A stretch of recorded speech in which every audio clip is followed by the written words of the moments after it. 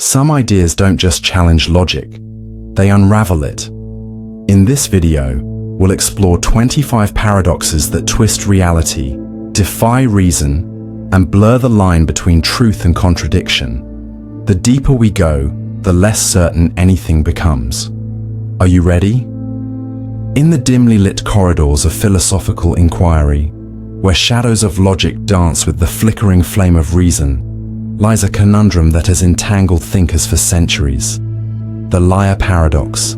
This paradox, simple in its formulation yet daunting in its implications, invites us to confront the very fabric of truth and reality. It begins with a straightforward statement. This statement is false. It's a claim that, at first glance, seems to be a mere play on words. Yet, as we delve deeper, we discover a labyrinth of contradictions that challenge our understanding of both language and reality itself.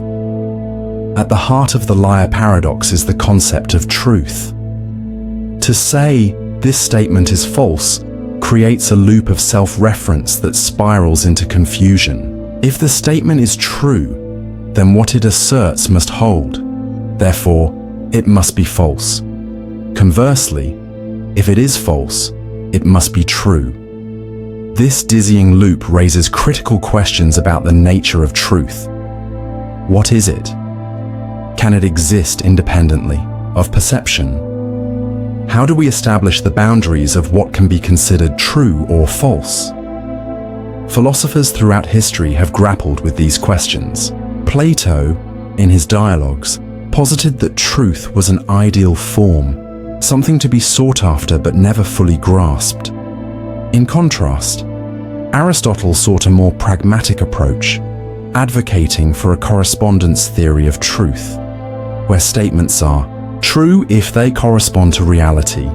Yet, the liar paradox challenges even these foundational theories, suggesting that truth is not merely a reflection of reality, but a complex interplay of language and meaning. Could it be that truth is a more fragile construct than we have been led to believe? Are we, as rational beings, ill-equipped to navigate the murky waters where logic meets language? The implications of the liar paradox extend beyond philosophy, seeping into the realms of mathematics and logic. In the early 20th century, logician Kurt Gödel unveiled his incompleteness theorems, which revealed that within any sufficiently powerful logical system, there exist statements that cannot be proven true or false. These truths, much like the liar paradox, expose the limitations of our logical frameworks, suggesting that there are inherent boundaries to what can be known or understood. Gödel's work invites us to reconsider the foundations of mathematics itself. If some truths are forever out of reach, what does that mean for our pursuit of knowledge?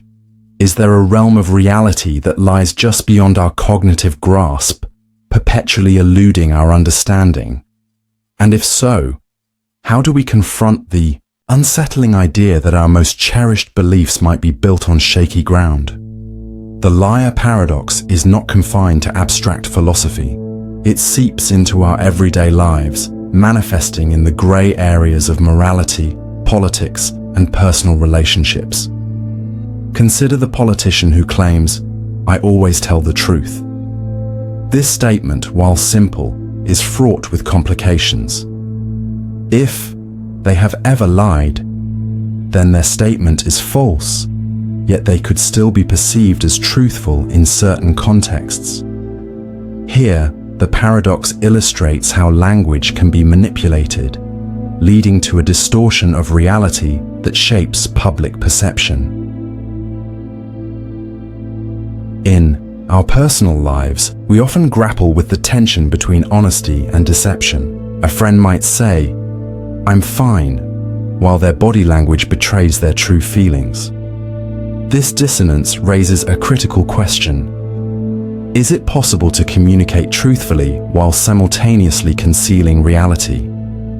The liar paradox, in this sense, serves as a reminder that truth is often more nuanced than it appears. an intricate tapestry woven from threads of intention, perception, and context. What does it mean to be truthful in a world where language can mislead? Are we condemned to navigate a landscape where certainty is but an illusion? As we explore the implications of the liar paradox, we encounter the philosophical concept of self-reference, a theme that resonates through various disciplines. In literature, authors like Jorge Luis Borges and Lewis Carroll have toyed with self-referential narratives that blur the line between fiction and reality. In mathematics, self-referential statements can lead to paradoxes that challenge the very foundations of logical reasoning. One might ponder, is self-reference a fundamental aspect of human cognition? The ability to reflect on our thoughts, to question our beliefs, may simultaneously empower us and ensnare us in a web of contradictions. This duality sparks an unsettling introspection. Are we mere puppets of our own self-referential thoughts, forever caught in a cycle of doubt and inquiry? Throughout history, various attempts have been made to resolve the liar paradox. One approach involves distinguishing between different types of statements, drawing a line between the absolute and the relative, the factual and the interpretive. The theory of truth values, for instance, suggests that statements can exist on a spectrum, rather than merely as true or false. This perspective allows for a more nuanced understanding, where a statement might be partially true or contextually valid. Another avenue of exploration comes from the field of pragmatics, which emphasizes the importance of context in determining meaning. Here, the liar paradox can be interpreted through the lens of intention. What is the speaker trying to convey? This shift in focus from the statement itself to the communicative context can provide clarity, suggesting that meaning is not static, but rather fluid, shaped by interaction and interpretation. Yet, as we seek resolution, we must confront a disquieting thought. Is it possible that some paradoxes are simply unsolvable? Are there truths that exist outside the bounds of human understanding, lurking in the shadows of our cognitive limitations? The liar paradox ultimately challenges our perception of reality itself. It invites us to question the very foundations of our understanding. What is real, and how do we know it? Reality, as we perceive it, is filtered through a complex web of language, culture, and personal experience.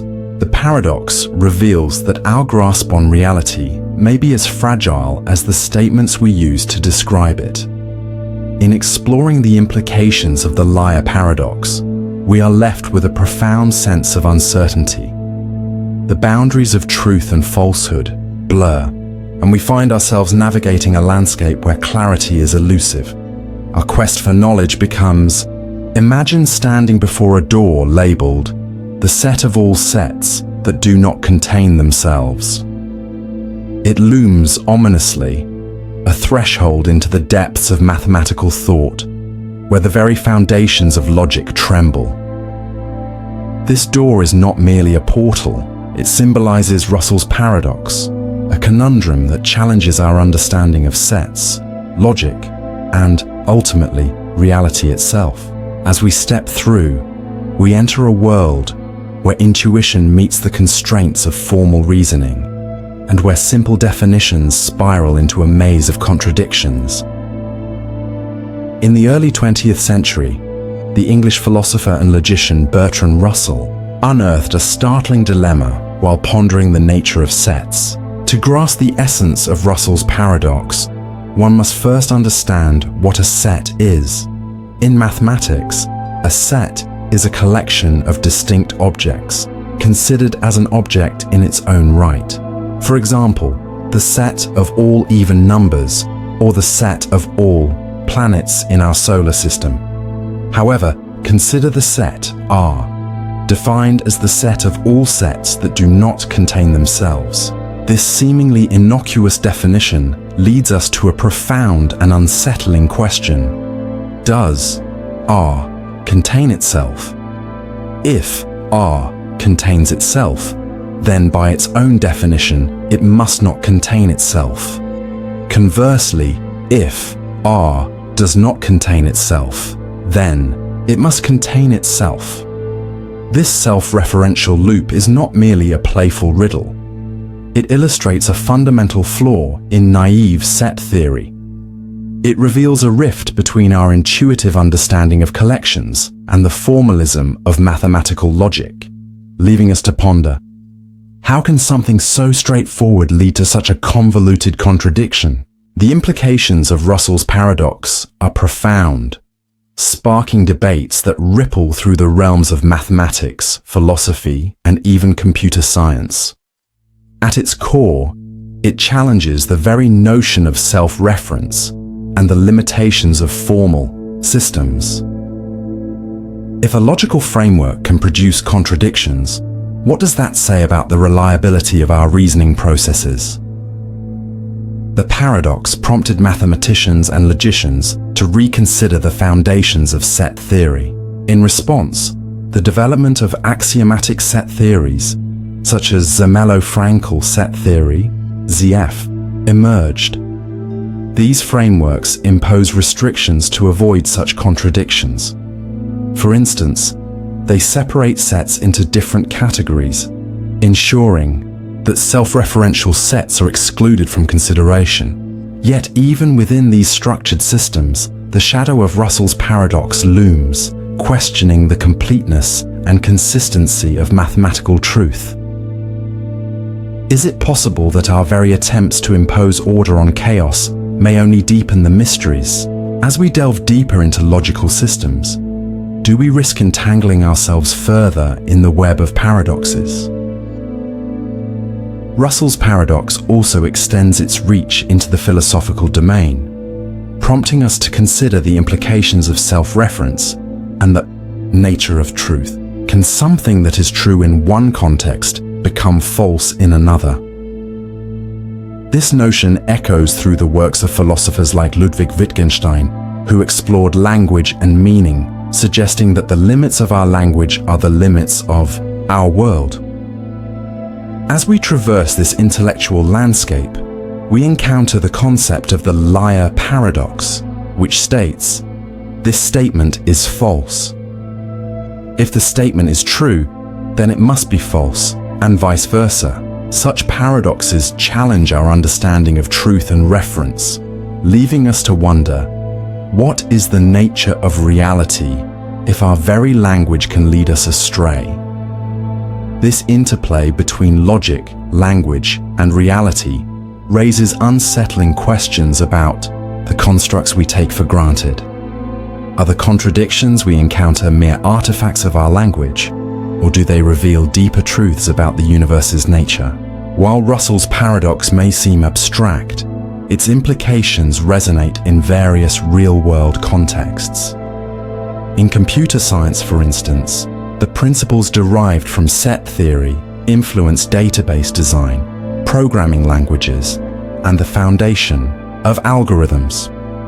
Set theory provides the backbone for organizing and managing data, yet the paradox reminds us that care must be taken to avoid circular definitions that could lead to computational errors. In artificial intelligence, self-reference is a critical consideration. As machines learn and adapt, they must navigate the intricate landscapes of logic and reasoning. The lessons drawn from Russell's paradox serve as cautionary tales, guiding developers to create systems that avoid the pitfalls of self-reference. As we push the boundaries of artificial intelligence, we must ask ourselves, can we create an intelligence that understands the constraints of its own reasoning? Moreover, the paradox reverberates through the realm of ethics and decision-making. In a world where decisions often rely on categorization, the implications of self-referential definitions can create moral dilemmas. How do we categorize actions? that reflect on themselves, and what ethical frameworks can guide us through the complexities of self-reference in human behavior. As we step back from the labyrinth of Russell's paradox, we are left with a lingering sense of uncertainty. Knowledge, it seems, is not a straightforward accumulation of facts, but a complex interplay of definitions, contexts, and frameworks. The paradox challenges us to question the very nature of knowledge itself. What does it mean to know something if our understanding is fraught with contradictions? The paradox invites us to consider the limitations of our reasoning. In a world governed by logic, why do we find ourselves grappling with contradictions? Perhaps it is a reflection of the inherent complexity of existence, a reminder that the universe is not always comprehensible through the lens of human logic. As we navigate the corridors of paradoxes, we must embrace the discomfort of uncertainty. What if the very act of seeking clarity only leads us deeper into the shadows of contradiction? In our quest for understanding, do we risk losing sight of the beauty in the chaos? In conclusion, Russell's paradox serves as a profound reminder of the limitations of our reasoning and the complexity of the universe we inhabit.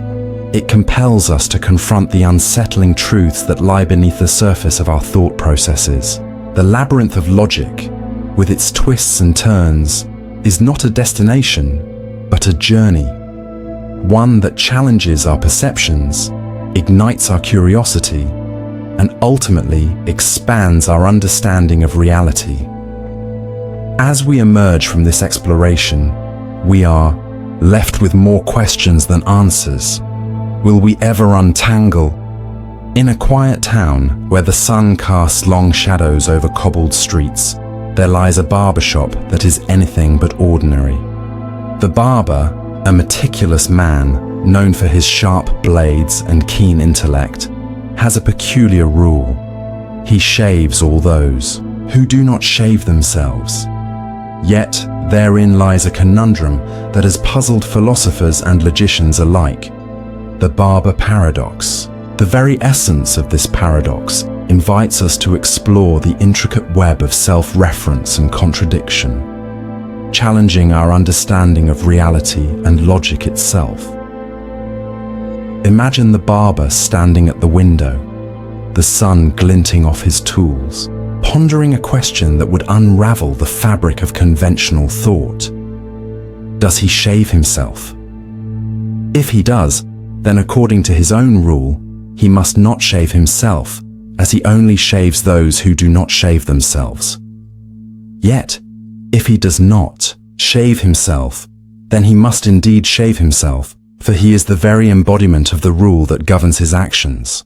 This paradox, simple yet profound, casts a long shadow over the foundations of set theory and logic, invoking a sense of unease that reverberates through the corridors of philosophical inquiry.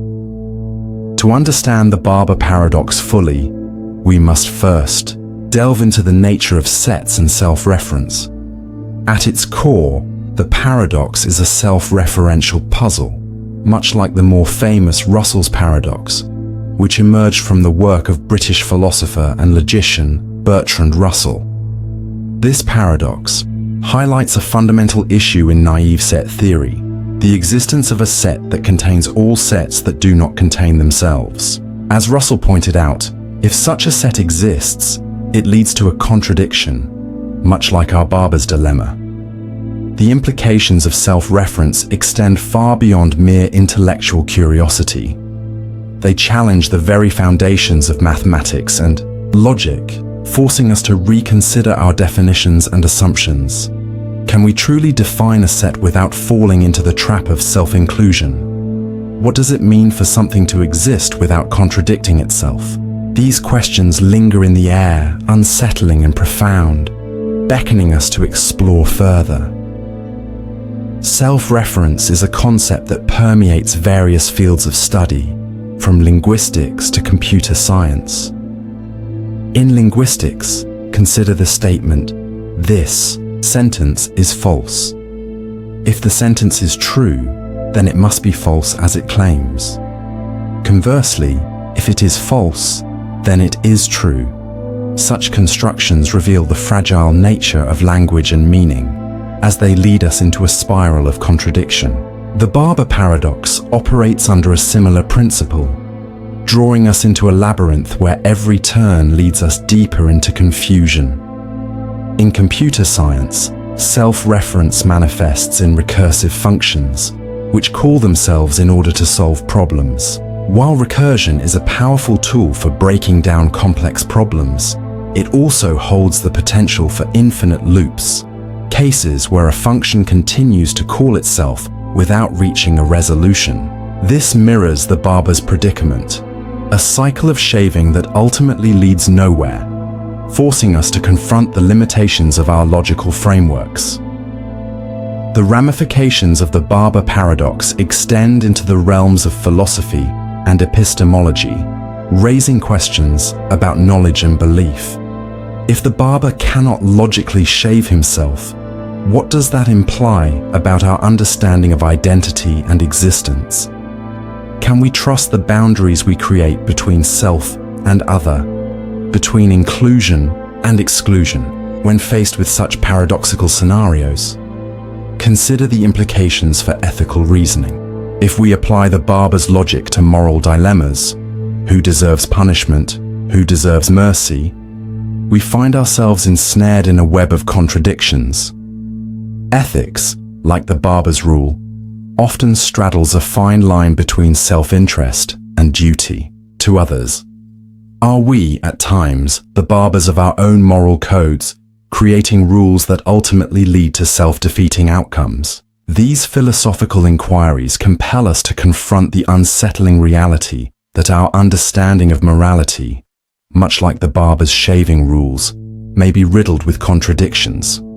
Are we prepared to question the very foundations of our beliefs in pursuit of clarity?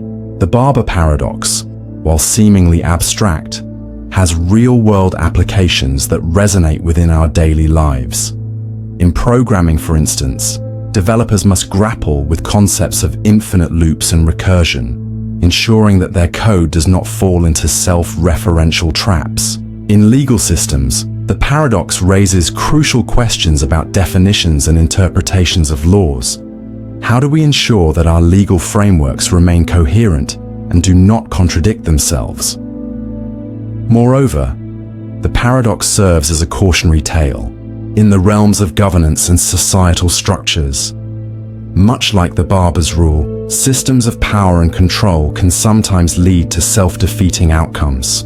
When leaders create rules that exclude certain groups, they may inadvertently create divisions that undermine the very stability they seek to maintain. The implications of the Barber Paradox extend into the realms of artificial intelligence as machines become more capable of self-learning, the potential for self-referential dilemmas increases. Can we program AI to navigate the complexities of human morality without encountering contradictions? As we venture into this uncharted territory, the lessons of the Barber Paradox loom large, reminding us of the delicate balance between logic and chaos. Ultimately, the Barber Paradox is a mirror reflecting our own attempts at understanding the universe. It forces us to confront the limitations of our logical constructs, inviting us to question the very nature of reality. As we navigate through the labyrinthine corridors of thought, we must grapple with the disturbing realization that not all questions have clear answers and not all truths are devoid of contradiction. In a world governed by rules and logic, can we ever escape the paradoxes that define our existence? As we ponder the implications of the Barber Paradox, we find ourselves standing at the precipice of understanding, gazing into the abyss of uncertainty. Where do we go from here? Are we prepared to embrace the chaos of self-reference, or will we retreat into the comfort of simplistic answers? The journey through this mental labyrinth continues, beckoning us to explore the shadows of logic and the light of understanding, even as the paradoxes challenge our perception of reality. In this relentless pursuit of clarity, we must ask ourselves, are we the barbers of our own fate, capable of shaping our destinies? Or are we forever trapped in the paradoxes that define our... In the realm of philosophy and mathematics, paradoxes serve as haunting specters, challenging our understanding of truth, language, and the very fabric of reality. Among these enigmatic puzzles lies Grelling's Paradox, which emerges from the intricate interplay between language and self-reference. What happens when we grapple with definitions that lead to contradictions? Can language itself be a trap, ensnaring us in a web of its own making? As we delve into this paradox, questions arise that may unsettle our perceptions and provoke deeper contemplation. At its core, Grelling's Paradox revolves around the concepts of adjectives and self-reference. It begins with the definition of a particular class of words, heterological adjectives. An adjective is heterological if it does not apply to itself. For example, the word long is heterological because long does not describe itself. In contrast, adjectives such as short are homological, as they do apply to themselves. Now, consider the adjective heterological. Does it apply to itself? If heterological is heterological, then it does not apply to itself, thus making it homological. Conversely, if heterological is homological, then it applies to itself and must therefore be heterological. This self-referential loop creates a paradox, a logical structure that cannot be resolved within the confines of conventional language. Grelling's paradox invites us to confront the implications of self-reference in language and logic. When we mirror concepts back upon themselves, we encounter a disturbing realization. Language is not merely a tool for communication, but a complex system rife with potential contradictions. This paradox resonates with Gödel's incompleteness theorems, which assert that within any sufficiently complex mathematical system, there exist true statements that cannot be proven within that system. Consider for a moment, if language is inherently flawed, how does this affect our understanding of truth? Are we, as a species, bound to wander through a labyrinth of meaning, forever seeking clarity, yet stumbling upon contradictions at every turn? This unsettling idea leads us to ponder the very nature of reality itself. As we navigate our daily existence, the implications of Grelling's paradox extend beyond the confines of academia. Language shapes our thoughts, our interactions, and ultimately, our perception of reality. When we label something, be it a person, an idea, or an object, we are, in essence, constructing a framework through which we interpret the world. But what happens when our labels fail us? Take the term normal, for instance. In a society that celebrates diversity, what constitutes normalcy? Is the act of defining normal itself a heterological adjective? If so, does our pursuit of normalcy lead to exclusion and misunderstanding? In this light, Grelling's paradox becomes a mirror reflecting our societal constructs, inviting us to question the labels we apply to ourselves and others. The implications of Grelling's paradox extend into the realms of philosophy and mathematics, where self-reference can yield profound insights. In philosophy, discussions of meaning often grapple with the limitations of language. Can we ever articulate the fullness of human experience without falling into paradox? This question challenges philosophers to reconsider the foundations of meaning and communication. In mathematics, self-reference plays a crucial role in the study of formal systems. Grelling's paradox aligns with the discoveries of mathematicians like Kurt Gödel, who showed that certain mathematical statements, much like self-referential adjectives, cannot be resolved within their systems. This realization fundamentally alters our approach to understanding mathematics, urging us to acknowledge the limits of our logical frameworks. While Grelling's paradox invites intellectual exploration, it also casts a shadow over our understanding of reality. The unsettling nature of paradoxes forces us to confront the limitations of our reasoning. If self-reference can lead to contradictions in language and logic, can we trust our perceptions of the world? This line of questioning brings us to the crux of existential inquiry. What does it mean to know? Can we ever escape the labyrinth of our own making? As we probe deeper into the nature of truth, we confront the possibility that our understanding is but a fragile construct, susceptible to the very flaws we seek to overcome. Grelling's paradox is but one of many paradoxes that inhabit the philosophical, our landscape. Consider the Barber Paradox, where a statement refers to itself in a manner that leads to contradiction. Such paradoxes challenge our logical frameworks, urging us to confront the limitations of our reasoning. Yet, as we explore these mental mazes, we must also recognize the beauty that lies within their complexity. Paradoxes compel us to think critically, to question our assumptions, and to engage with the world in a more nuanced manner. They serve as reminders that the pursuit of knowledge is fraught with uncertainty, and that truth may not always be as straightforward as we desire. As we navigate the complexities of Grelling's paradox and its implications, we are led to question the very nature of clarity itself. Can we ever achieve a complete understanding of language, logic, and reality? Or are we destined to wander through a labyrinth, grappling with contradictions and seeking meaning amidst the chaos? In this pursuit, we may find that the questions we ask are often more significant than the answers we seek. The journey through paradox invites us to embrace uncertainty, to cultivate curiosity, and to recognize the limitations of our understanding. Perhaps it is in the very act of questioning that we discover the richness of existence, a tapestry woven with threads of complexity, ambiguity, and paradox.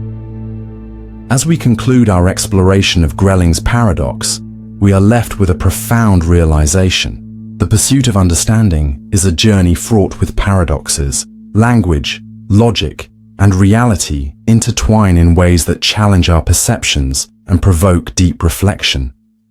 In a world where definitions can ensnare us, where self-reference can lead to contradiction, we must navigate with caution.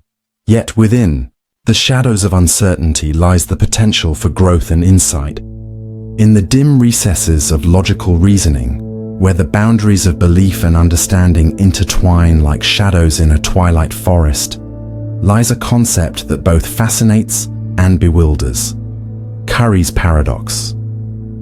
This paradox, a seemingly innocuous mathematical proposition, unveils the complexity of truth, self-reference, and the very fabric of logical deduction. It beckons us to step carefully into its depths, revealing not just the paradox itself, but the profound implications it holds for our understanding of language, semantics, and perhaps even reality itself.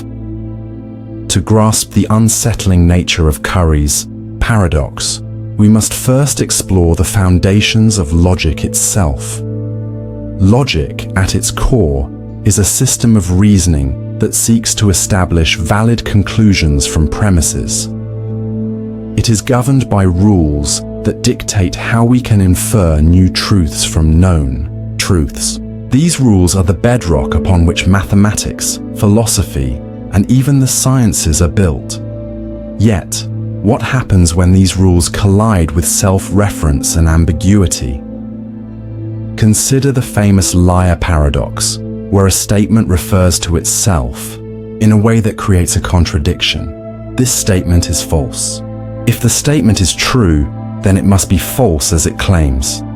Conversely, if it is false, then it must be true.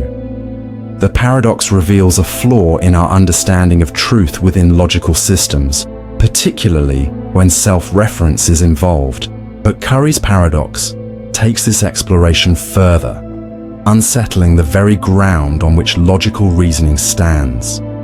Curry's paradox emerges from a specific type of self-referential statement. It can be encapsulated in a deceptively simple proposition. If this statement is true, then you should believe it.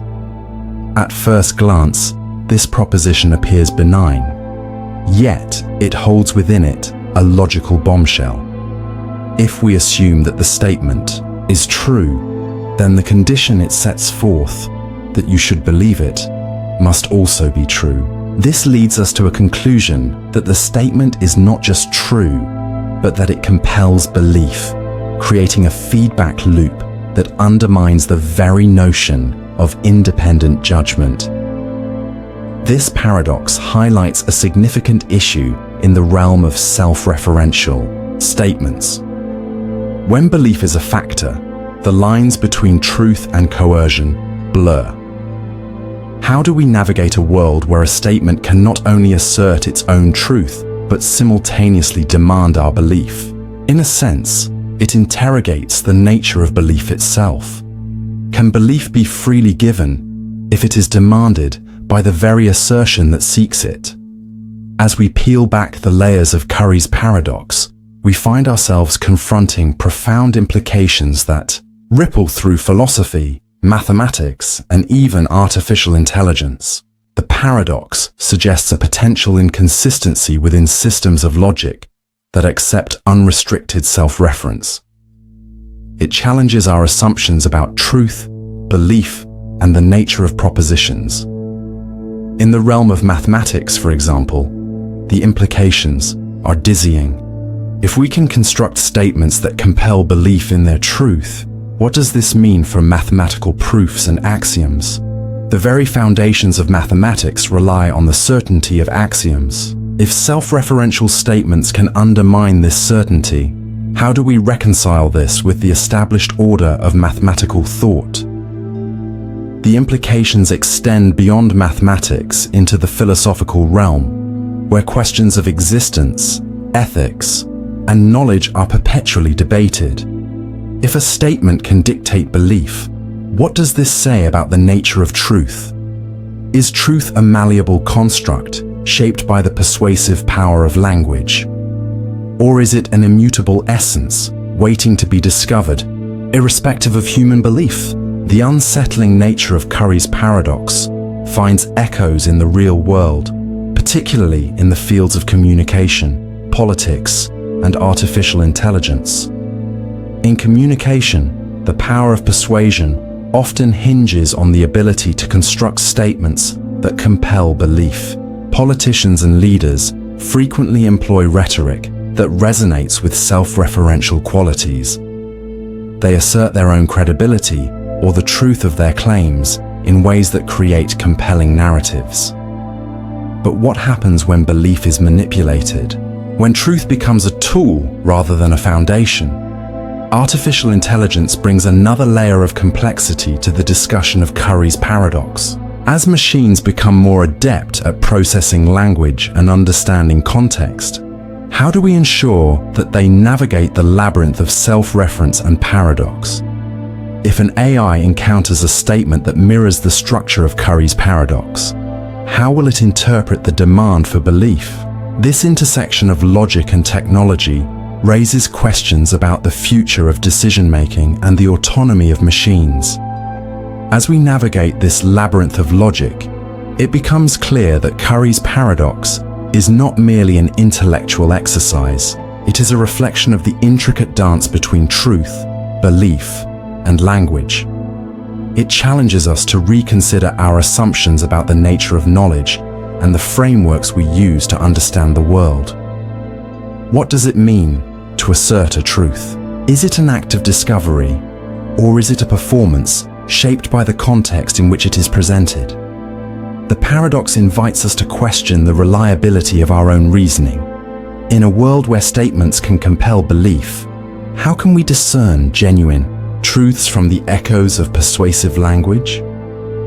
As we emerge from the depths of Curry's paradox, we are left with more questions than answers. The unsettling nature of the paradox forces us to confront the limitations of our reasoning and the complexities of language. In a world teeming with information, where the lines between truth and belief are increasingly blurred, how do we navigate our understanding of reality? Curry's paradox serves as a reminder that logic, while a powerful tool, is not infallible. It challenges us to remain vigilant, to question the nature of our beliefs, and to probe the very essence of truth. As we traverse the shifting sands of understanding, we must ask ourselves, in the labyrinth of logic, are we merely observers, or are we active participants in shaping the narratives that define our reality? The journey through Curry's paradox is not just an exploration of logical constructs. It is an invitation to reflect on our place within the intricate tapestry of existence. In the labyrinthine corridors of logic and language, few enigmas stand as perplexing as the Barber Paradox. On the surface, it seems a simple linguistic puzzle, yet it delves deeply into the realms of semantics, mathematics, and the very foundations of understanding. This paradox challenges our perceptions of self-reference and the limitations of language, raising questions that echo through the annals of philosophy and theoretical linguistics. How can a seemingly straightforward statement lead to such a bewildering conundrum? To navigate this intellectual maze, we must first unravel the components of the Barber Paradox. It begins with a seemingly innocuous definition: the smallest natural number not definable in fewer than 11 words. First glance, this definition appears harmless, perhaps even trivial. However, as we probe deeper, we encounter a disconcerting realization. If the number in question can be defined as the smallest natural number not definable in fewer than 11 words, we find ourselves in a self-referential loop that negates the original premise. This paradox emerges from the interplay between language and numerical representation. It forces us to confront the limitations of language itself. Can we truly encapsulate the essence of a concept without inadvertently creating contradictions? The Barber Paradox exemplifies how language can become an unwieldy beast, where definitions can simultaneously clarify and obscure meaning. As we reflect on this, we must ask ourselves, what are the implications of our reliance on language to define reality? Definitions serve as the scaffolding upon which we build our understanding of the world. They provide clarity, structure, and a shared vocabulary that allows for communication and comprehension. Yet, as the Barber Paradox illustrates, definitions are not infallible. They can lead to contradictions that undermine their intended purpose. This raises an unsettling question. If our very tools for understanding are flawed, how can we ever truly grasp the complexities of existence? Consider the impact of definitions beyond mathematics. In philosophy, the quest for precise definitions has led to myriad debates. Take, for instance, the definition of truth. Philosophers have grappled with the concept for centuries, attempting to pin down its meaning in a world where subjective experience can color objective reality. The Barber Paradox serves as a reminder that even our most fundamental concepts are susceptible to ambiguity. As we ponder the implications of this paradox, we might wonder, can we ever escape the confines of language? Or are we perpetually ensnared in its web? The exploration of such questions can lead us down a path of existential inquiry that challenges the very nature of our understanding. The Barber Paradox is not an isolated incident. It is part of a broader category of self-referential statements that can lead to logical inconsistencies. In the realm of formal systems, this phenomenon came to prominence through the work of mathematician Kurt Gödel.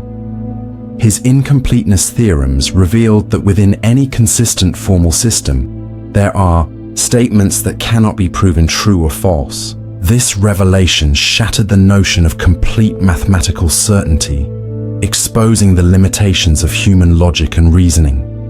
Gödel's work forces us to confront a disturbing reality. there are fundamental truths about mathematics and existence that lie beyond our reach. The Barber Paradox echoes this sentiment, illustrating that self-reference can lead to contradictions that defy resolution. As we grapple with these concepts, we are left to ponder the implications of Gödel's findings, not only for mathematics, but for the nature of knowledge itself. What does it mean for our understanding of reality if there are truths that are inherently unprovable? This question lingers, beckoning us to explore the boundaries of human comprehension. The Barber Paradox elegantly exposes the fragility of meaning within language. Words, while powerful tools for expression, are ultimately constructs, artificial symbols that attempt to represent the complexities of the world. When we encounter paradoxical definitions, we are reminded of the limitations inherent in our attempts to articulate thoughts and ideas. Consider the implications of this fragility in the context of communication. Misunderstandings arise from the subtle nuances of language, often leading to conflicts and confusion. The Barber Paradox serves as a microcosm of this larger issue, illustrating how easily language can slip into ambiguity. As we navigate our interactions with others, we must ponder, how often do our words fail to capture the essence of our thoughts? This reflection leads us to a moment of realization about the nature of connection. In a world where meaning is tenuous, how do we forge genuine relationships? If language is a double-edged sword, cutting both ways, can we ever truly know one another? These questions linger in the air, their weight heavy with the implications of our shared human experience. Despite its abstract nature, the Barber Paradox has implications that extend into practical realms. In computer science, particularly in the field of artificial intelligence and natural language processing, the challenges posed by self-reference and ambiguity are paramount. As we develop algorithms that emulate human understanding, the need for precise definitions becomes critical. Yet, as we have seen, definitions can be slippery, leading to unforeseen consequences in programming and application. Consider a hypothetical AI tasked with interpreting human language. If it encounters a statement akin to the Barber Paradox, how would it navigate the conflicting definitions? The implications of such scenarios are profound, as they highlight the potential for misunderstanding and miscommunication between humans and machines. As we stand on the precipice of a technological revolution, we must grapple with the limitations of language and the potential for paradoxes to disrupt the very systems we seek to create. Moreover, the Barber Paradox invites us to reflect on the ethical considerations surrounding AI's development. If machines are to comprehend human language, they must grapple with the same ambiguities that plague our communication. This raises an unsettling question. Can we trust machines to interpret meaning when even we struggle to achieve clarity? As we venture into this uncharted territory, the specter of the Barber Paradox looms large, a reminder of the complexities we must navigate. As we traverse the landscape of the Barber Paradox, we are left with more questions than answers. This exploration of self-reference, language, and the limits of understanding serves as a testament to the intricate. In the vast landscape of philosophy and logic, few concepts twist the mind as profoundly as Quine's paradox. Named after the American philosopher W.V.O. Quine, this paradox is not merely an academic curiosity, it is a doorway into the intricate relationship between language, meaning, and truth. As we embark on this exploration, prepare to navigate the unsettling terrain where language fails us, and where the very foundations of our understanding are called into question. At its core, Quine's paradox can be distilled into an examination of self-reference and definitional circularity. It arises when we consider statements that refer to themselves in a way that leads to logical inconsistencies. To illustrate, consider the statement, the following sentence is false, the preceding sentence is true.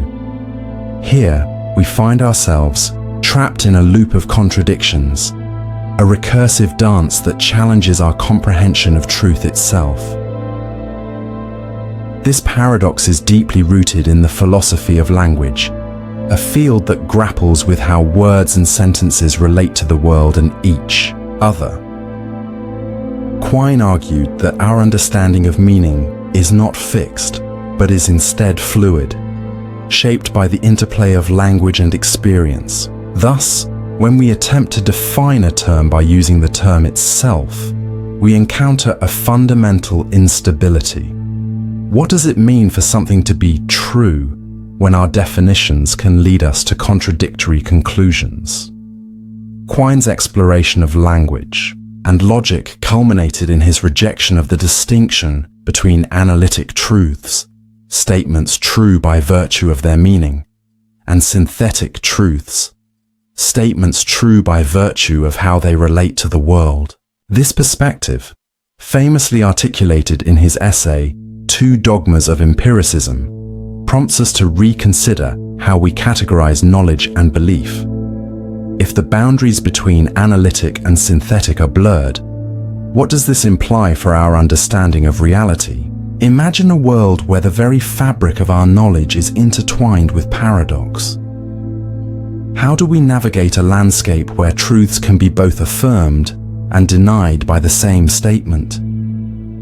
Quine's work invites us to confront the unsettling possibility that our understanding of truth may be more subjective than objective, more a product of language than an inherent feature of the universe. As we delve deeper, we encounter the unsettling notion that language itself may be inadequate in capturing the complexities of the world. Consider the word bachelor. It denotes an unmarried man, yet this definition is contingent upon societal norms and linguistic conventions. What happens when those norms shift? The term's meaning becomes unstable, illustrating how our grasp of reality can be influenced by the very words we use to describe it. Quine's paradox stands as a testament to the power and peril of self-reference. The paradox invites us to contemplate how self-referential statements can lead to a breakdown in meaning. Consider the statement, "This statement is false." If it is true, then it must be false. But if it is false, then it must be true. Here, we find ourselves in a mental quagmire, where logical reasoning collapses under the weight of self-reference. This phenomenon can also be observed in the realm of mathematics with Russell's paradox, which challenges the foundations of set theory. In essence, it reveals that a set cannot contain itself without leading to contradictions. Such paradoxes raise profound questions about the nature of mathematical truths and the systems we use to derive them. If our fundamental axioms can give rise to contradictions, what confidence can we have in the entire edifice of mathematics? Quine's paradox thus serves as a cautionary tale, urging us to tread carefully in our exploration of self-reference and linguistic structure. Can we confidently assert the truth of our statements when they can so easily entangle themselves in contradictions? How do we discern meaning in a world where language can lead us astray? While Quine's paradox is rooted in philosophical inquiry, its implications extend far beyond the ivory tower. In fields such as computer science and artificial intelligence, the challenges posed by self-reference and definitional circularity are ever present. Consider the realm of programming languages, where recursive functions must be crafted with care to avoid infinite loops. In designing algorithms, coders must grapple with the boundaries of language and meaning, ensuring that their creations do not fall prey to the paradoxes that haunt our understanding of logic. Moreover, in the context of artificial intelligence, the question of how machines understand language becomes paramount. As AI systems strive to process and generate human language, they must navigate the intricacies of self-reference and ambiguity, The challenge lies not only in constructing coherent responses, but also in ensuring that these systems do not stumble into the traps laid by paradox. How much can we trust AI to interpret our intentions when language itself is fraught with ambiguity? The dark undercurrents of Quine's paradox ripple through our technological advancements, urging caution as we integrate these systems into our lives. As we reflect on Quine's paradox and its implications, we are left with more questions than answers. The paradox forces us to confront the unsettling reality that our understanding of truth, meaning, and knowledge may be more fragile than we wish to admit. Language, a tool we often take for granted, becomes a labyrinth in which we can easily lose our way. In a world where definitions are fluid and truths can morph into contradictions, how do we establish a foundation for knowledge? Can we ever truly claim to understand the universe when our very means of comprehension is subject to paradox? These questions linger, beckoning us to explore the depths of our own understanding. As we navigate this intellectual labyrinth, we must remain vigilant. Quine's paradox is not merely a philosophical puzzle. It is a reminder of the complexities inherent in language and logic.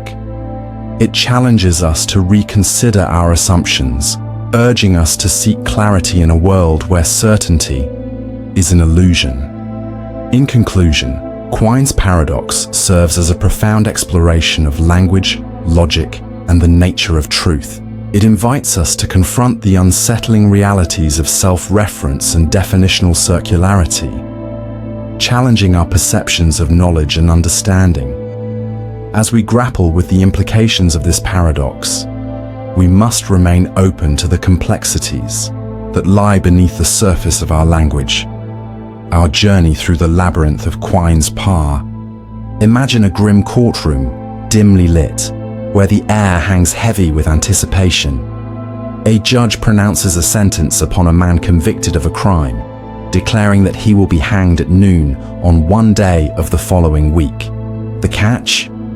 The exact day will be a surprise to him.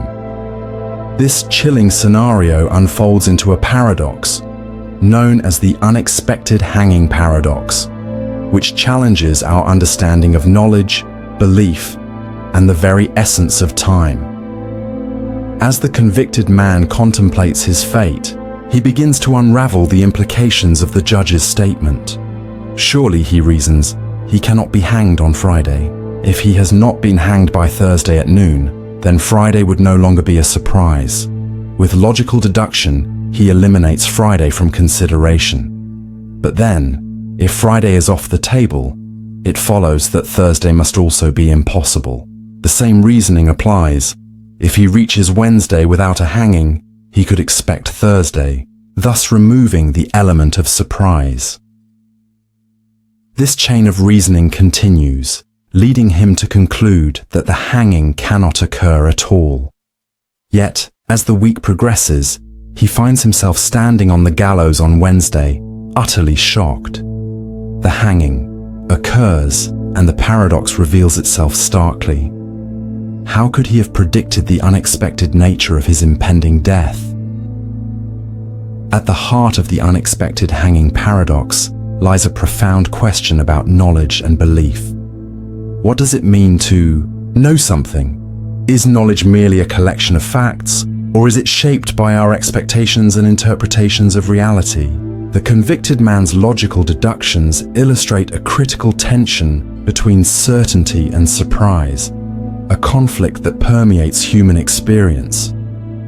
Philosophers have long debated the nature of knowledge. The classical definition, originating from Plato, asserts that knowledge is justified true belief. Yet, in our quest for understanding, the unexpected hanging paradox challenges this notion. If knowledge can be undermined by logical reasoning, what does that say about our ability to predict the future or understand our reality? This tension raises deeper questions. How do we navigate a world filled with uncertainties? Is it possible to possess knowledge without the assurance of its accuracy. The paradox serves as a reminder that our understanding may be limited, shaped by our perceptions, biases, and the very frameworks we use to interpret information. The unexpected hanging paradox also invites us to explore the intersection between logic and reality. In a world governed by rules and reason, one might assume that logical deductions would lead to accurate predictions. Yet the paradox demonstrates that even the most seemingly rational conclusions can lead to unexpected outcomes. This dissonance between logic and reality has implications beyond the courtroom. Consider the realm of science, where theories are built upon rigorous reasoning and empirical evidence. Yet, history has shown us that scientific understanding is often fraught with contradictions and surprises. The transition from Newtonian physics to Einstein's theory of relativity exemplifies this shift. Once, we believed the universe operated under fixed laws. Now we grapple with the fluidity of time and space. So, how do we reconcile the certainty of scientific facts with the unpredictability of nature? The unexpected hanging paradox serves as a metaphor for this ongoing struggle. It reminds us that even in the most structured environments, surprises can emerge, challenging our perceptions and prompting us to reevaluate our beliefs. Expectations shape our understanding of the world, and the unexpected hanging paradox illustrates this principle poignantly. When the convicted man considers the hanging, he is not merely confronting a fate, he is grappling with the expectations surrounding it.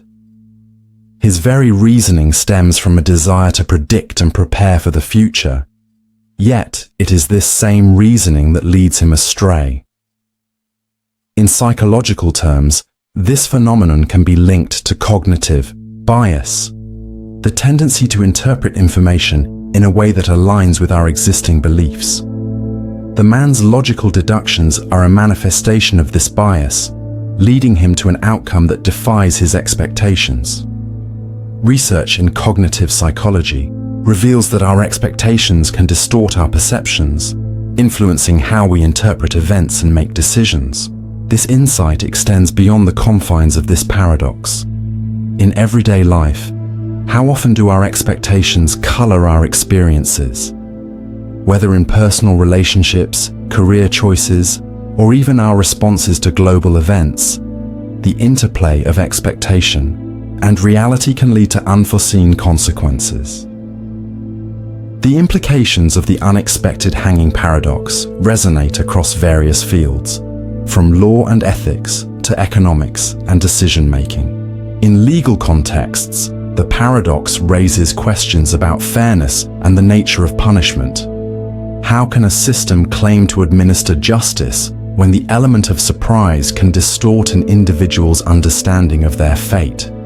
Similarly, in the realm of economics, the paradox serves as a cautionary tale about market predictions. Economic models often rely on rational behavior, yet human decision-making is frequently driven by expectations and biases. The 2008 financial crisis, marked by unexpected market collapses, stands as a testament to the limitations of conventional economic reasoning. In the field of ethics, the paradox challenges our understanding of moral responsibility.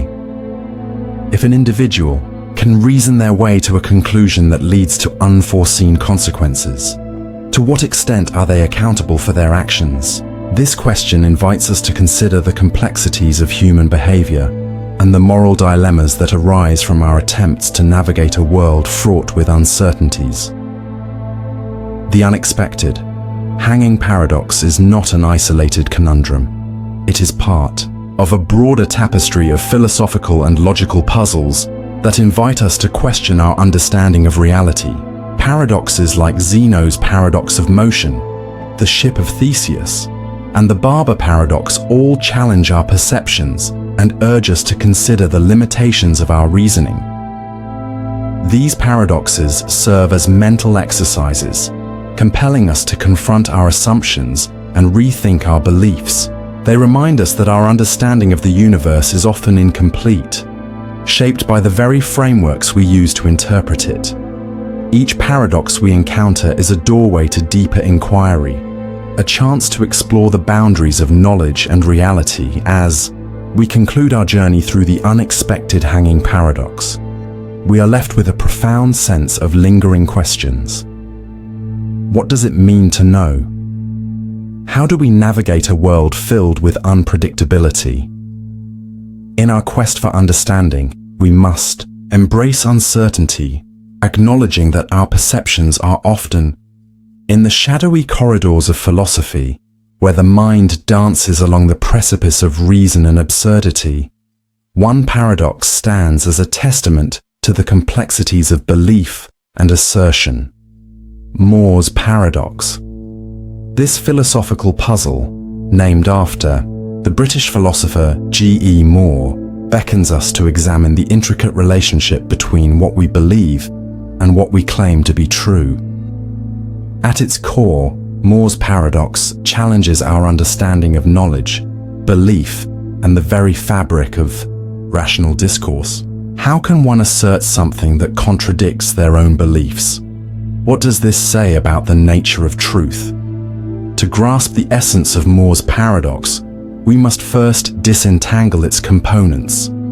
The paradox is typically illustrated through a simple, yet profound assertion: it is raining, but I do not believe that it is raining. At a glance, this statement seems innocuous, perhaps even trivial. However, upon deeper reflection, we find ourselves ensnared in a web of contradictions. If one claims that it is raining, a rational interlocutor would naturally expect that the speaker believes this assertion to be true. Yet, here lies the paradox. The speaker simultaneously denies their belief in this very truth. This contradiction raises unsettling questions about the nature of belief and assertion. Questions that invite us to explore the philosophical terrain of epistemology and the interplay of language and thought. At the heart of More's paradox lies a profound implication. It challenges the coherence of our assertions. In the realm of rational discourse, assertions are not mere expressions of opinion. They are commitments to truth. When we declare something to be the case, we are not simply cataloguing our beliefs. We are engaging in an act of communication that presupposes a shared understanding of reality. To assert "it is raining," while denying one's belief in that very statement, creates a dissonance that reverberates throughout the conversation. How can one engage meaningfully in discourse if their claims are not aligned with their beliefs? This paradox propels us into the depths of epistemic inquiry. What does it mean to know something? And how does our belief system shape our assertions? Exploring. More's paradox further compels us to confront the notion of self-deception. The paradox invites a dark reflection on the human psyche. Can we genuinely hold contradictory beliefs? The answer, as it turns out, is not as straightforward as one might hope. Cognitive dissonance theory, pioneered by social psychologist Leon Festinger, posits that individuals strive for internal consistency.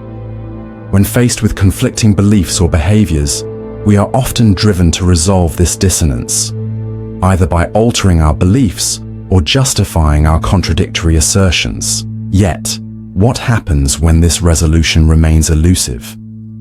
Are we left to grapple with the unsettling reality of our own contradictions, or can we navigate this labyrinth of belief and assertion with grace? Consider the implications of More's paradox in the context of everyday life. We often find ourselves in situations where our beliefs clash with our assertions. A student might proclaim, "I understand this material," even while harboring doubts about their comprehension. A politician might assert, "I care about the environment," while supporting policies that undermine ecological sustainability. These instances reflect a broader human experience marked by the tension between belief and assertion.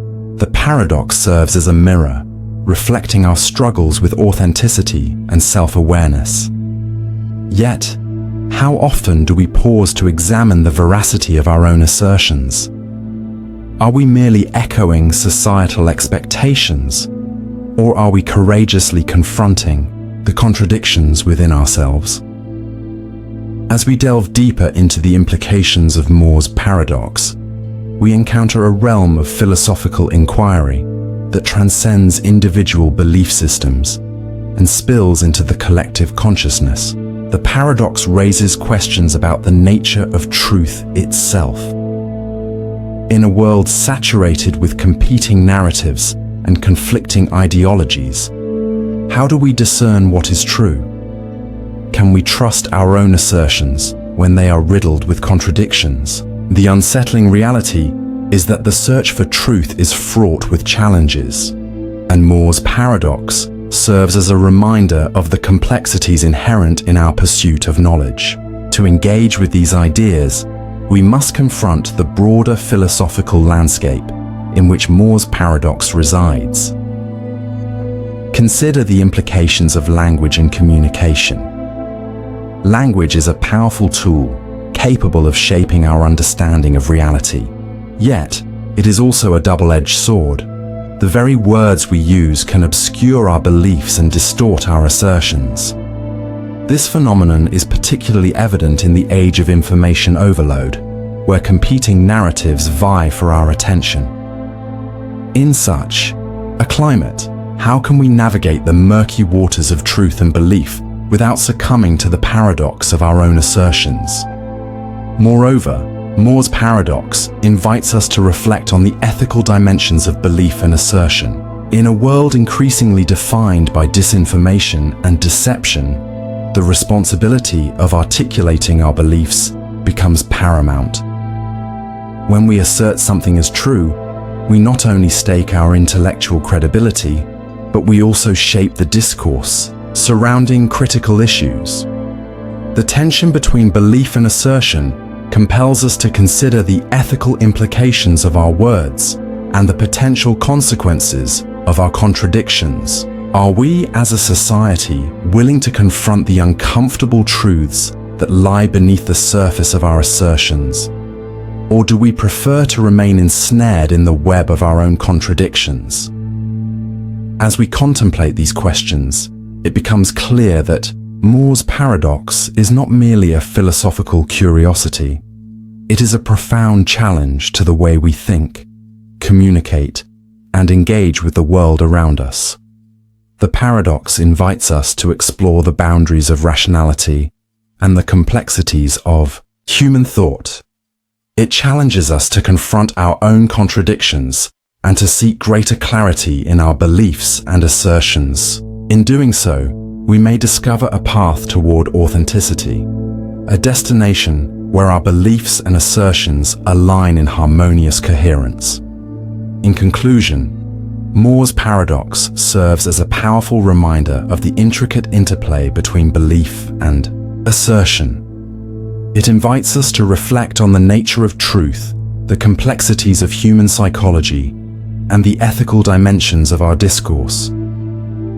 As we navigate the labyrinth of belief and assertion, we must remain vigilant, questioning our own assertions and confronting the contradictions that may lie within. The journey through More's paradox is not merely an intellectual exercise. It is a profound exploration of our humanity, an invitation to engage with the unsettling truths that define our existence. How will you reconcile your beliefs with your assertions? What truths lie hidden within the shadows of your own contradictions? The answers may lead you down a path of self-discovery. In the realm of philosophical inquiry, few riddles are as entrancing and disconcerting as the Sorites Paradox. At first glance, it may appear to be a mere linguistic puzzle, a trivial exercise in semantics. However, the implications of this paradox stretch far beyond mere words, probing the very foundations of logic, language, and our understanding of reality itself. What if, By analyzing the minutiae of definitions, we could unravel not just paradoxes, but the very fabric of our perceptions. The term Sorites derives from the Greek word for heap. Imagine a heap of sand. Remove one grain, and it is still a heap. Keep removing grains, and at what point does it cease to be a heap? Is there a specific number that defines a heap, or is it a matter of subjective interpretation? The paradox reveals a troubling truth about vagueness in our language and concepts. It invites us to confront the uncomfortable reality that our understanding of categories is not as clear-cut as we might like to believe. As we peel back the layers of this philosophical onion, we begin to see how the Sorites Paradox sheds light on the weaknesses inherent in human reasoning. Consider the implications of this paradox in real-world applications, particularly in the fields of law and ethics.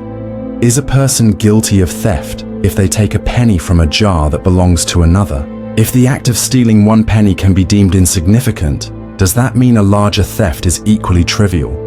The slippery slope of vagueness in definitions leads us into a moral quagmire where the distinction between right and wrong blurs.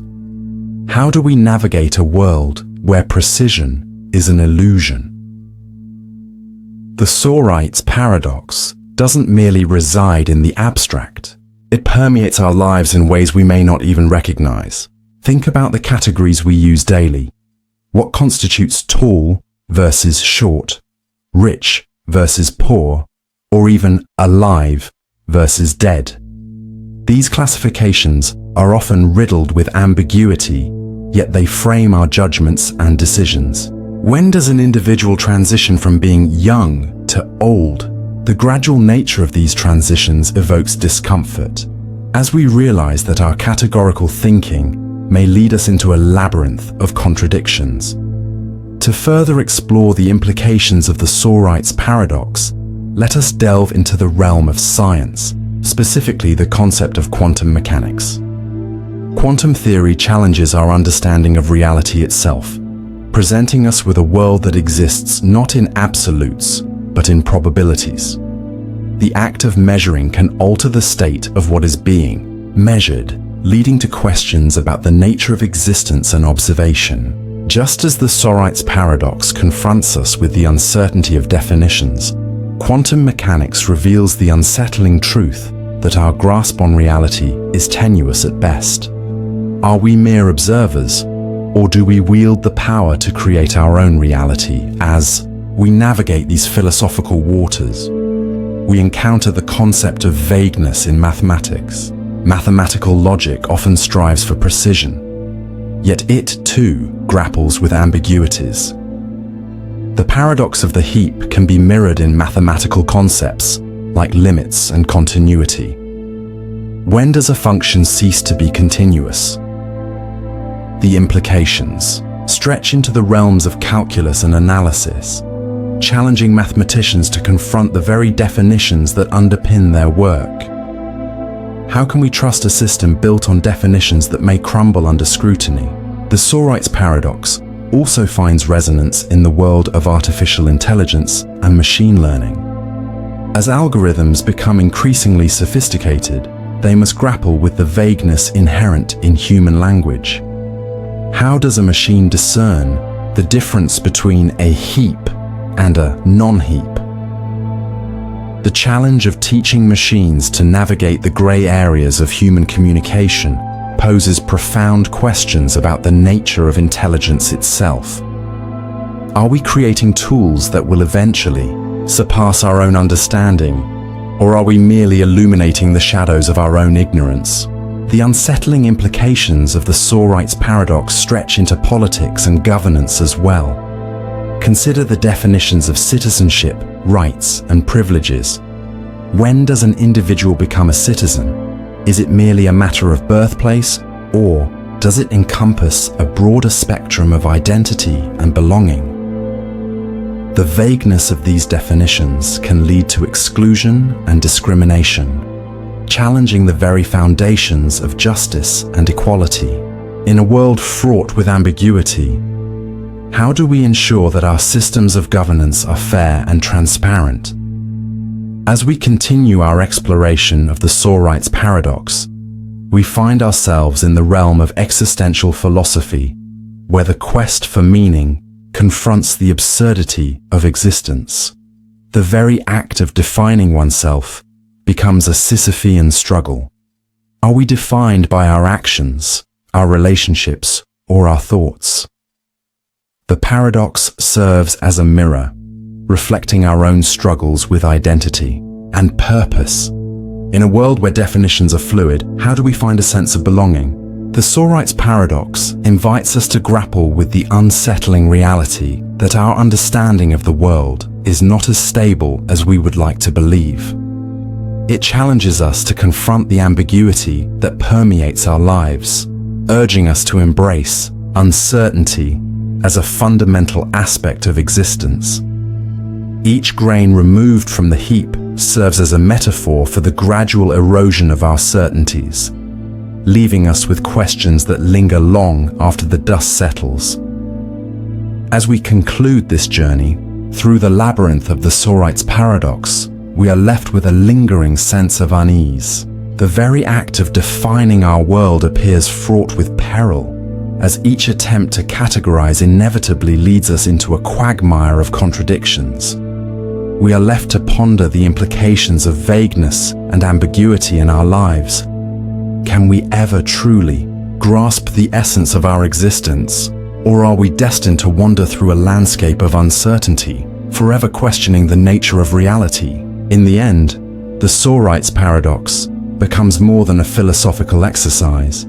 It transforms into a profound reflection of the human condition. It beckons us to embrace the complexities of life, to confront our own uncertainties, and to explore the limits of our understanding.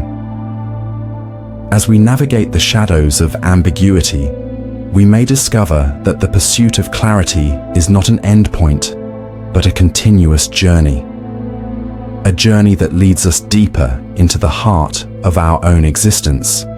Imagine a grand vessel, the ship of Theseus, sailing the open seas, a symbol of adventure, discovery, and the essence of identity. Over time, as the ship braves the elements, its wooden planks begin to rot and its sails fray. In a meticulous restoration process, each plank is replaced one by one until none of the original materials remain. Is this ship still the ship of Theseus? Now imagine that the original planks, removed and preserved, are reassembled into another vessel. Which ship, if either, rightfully claims the title of the ship of Theseus? This paradox, steeped in ancient philosophy, forces us to confront fundamental questions about identity, continuity, and the nature of change. At the heart of the ship of Theseus, paradox lies a profound exploration of identity. What does it mean for something to remain the same over time? Is identity anchored in the material substance of an object, or is it tied to its form, function, and the memories we associate with it? In philosophy, this inquiry delves into metaphysics, where scholars like Heraclitus famously posited that everything flows, suggesting that change is the only constant in the universe. To understand the implications, consider the human experience. Each day, our cells regenerate, our thoughts evolve, and our experiences shape us. Yet, we refer to ourselves with a consistent name, a singular identity. What happens when the very essence of who we are is in a constant state of flux? Are we merely a collection of memories and experiences? Or is there an unchanging self that we can identify? As we grapple with these notions, we must confront unsettling questions. If our physical bodies transform continuously, what does that mean for our sense of self? Are we the same person we were yesterday? Can we ever truly return to our former selves, or are we perpetually in a state of becoming? The ship of Theseus paradox has captivated philosophers for millennia, leading to various interpretations and theories. The first significant perspective is the materialist view, which posits that identity is tied to the physical components of an object. From this standpoint, once the last original plank is replaced, the ship ceases to be the ship of Theseus. Yet, this perspective raises further dilemmas. If identity is solely based on material composition, does a person cease to exist when their body undergoes significant transformation, such as after a traumatic injury or surgery? Conversely, the psychological continuity theory offers an alternative lens. It suggests that identity is rooted in psychological connections, memories, consciousness, and the continuity of experience. Under this view, even if the ship of Theseus is entirely reconstructed, it retains its identity as long as its function and purpose remain intact, akin to how we perceive our own identities through the lens of memory and experience. Yet, how does one reconcile these differing perspectives? Can one exist without the other? In the fabric of reality, how intertwined are the material and the psychological in defining identity? In an age defined by rapid technological advancement, the ship of Theseus paradox takes on new dimensions. The digital landscape, with its dynamic nature, poses challenges to our understanding of identity. Consider how we curate our online personas, often presenting versions of ourselves that may be entirely different from our offline identities. Social media platforms allow us to constantly reshape and redefine who we are to the world. Yet this fluidity begs the question, does our online existence hold the same weight as our physical presence? Furthermore, advancements in biotechnology and artificial intelligence compel us to re-examine notions of identity. As we integrate technology into our very beings, through enhancements, neural implants, or genetic modifications, what does it mean to be human? If we replace significant parts of our biology with artificial components, are we still ourselves? The implications stretch beyond philosophical musings, influencing ethics, personal relationships, and even legal frameworks. Imagine a future where consciousness can be transferred to a digital medium. If a person's memories, emotions, and thoughts are uploaded, does this digital entity retain the identity of the original? Or does it represent a new being entirely? Such questions linger on the horizon, dark and unsettling, challenging our fundamental understanding of existence and continuity. The ship of Theseus paradox is not merely an abstract concept confined to philosophical discourse. It manifests in our daily lives.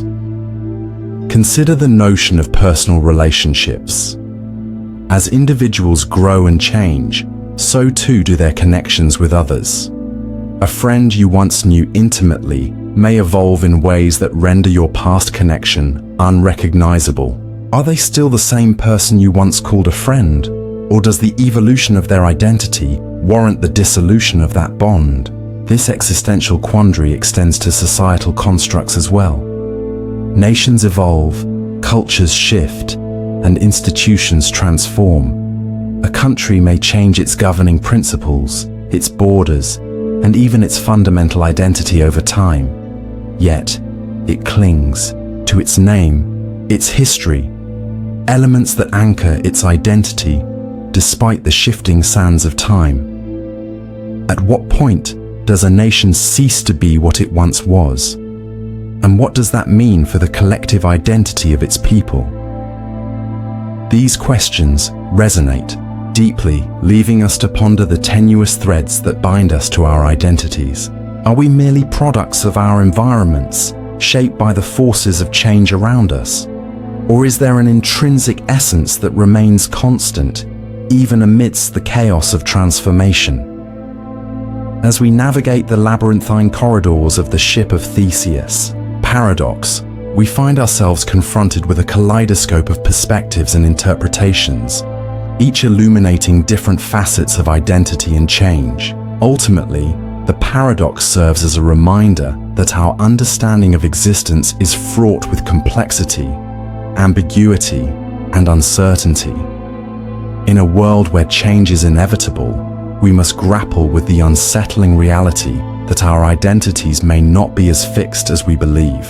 The ship of Theseus invites us to reflect on our own journeys, how we define ourselves, the relationships we forge, and the legacies we leave behind. Are we, like the ship, in a constant state of becoming? Or is there a core self that remains steadfast amidst the waves of transformation? As we ponder these questions, we may find that the answers lie not in the certainty of identity, but in the beauty of our shared human experience. The concept of time travel has fascinated humanity for centuries. It invites us to ponder our existence, the fabric of reality, and the intricate dance between cause and effect. Among the myriad of theories and paradoxes that spring from this tantalizing idea, one stands out as particularly unsettling: the Grandfather Paradox. This perplexing scenario not only challenges our comprehension of time, but also calls into question the very nature of reality itself. At its core, the Grandfather Paradox presents a hypothetical situation in which a time traveler goes back to the past and inadvertently prevents their own grandfather from meeting their grandmother. If this were to occur, the time traveler would never be born, leading to the inevitable question: how could they have traveled back in time to cause this alteration in the first place? This paradox is a vivid illustration of the complexities inherent in the concept of time travel and the implications it holds for our understanding of causality. Imagine a young man named Jack, deeply enthralled by the idea of time travel. Armed with a futuristic device, he journeys back to 1950, determined to prevent a tragic event in his grandfather's life. However, upon arriving, Jack inadvertently causes a chain of events that leads to his grandfather never meeting his future wife. As a result, Jack's own existence hangs in the balance, suspended in the delicate web of time. How can Jack exist and yet not exist? This paradox exposes the fragility of our understanding of linear time. The Grandfather Paradox raises fundamental questions about the nature of time itself. Traditionally, we perceive time as a linear progression, a straight line from past to present to future. This viewpoint is deeply embedded in our daily lives, shaping our understanding of events and causality. However, if we consider time as a non-linear construct, the implications become far more complex. In theoretical physics, concepts such as Einstein's theory of relativity challenge our conventional understanding of time. According to relativity, time is not absolute. It can stretch and warp depending on speed and gravitational fields. This leads to scenarios where time may not flow uniformly for all observers. If we entertain the notion of alternate timelines or parallel universes, the Grandfather Paradox could be resolved. Jack might create a new timeline where his grandfather never meets his grandmother, while simultaneously existing in another timeline where his existence remains unchanged. But does this truly alleviate the paradox, or does it merely shift the complexity to another dimension? The Grandfather Paradox has been a catalyst for various theoretical explorations in physics. One of the most prominent theories that attempt to reconcile time travel with causality is the many worlds interpretation, MWI, of quantum mechanics. Proposed by physicist Hugh Everett III in the 1950s, MWI suggests that every quantum event branches off into a new universe, creating a multiverse of possibilities. Under this framework, Jack's journey back in time would generate a new universe where his grandfather never meets his grandmother.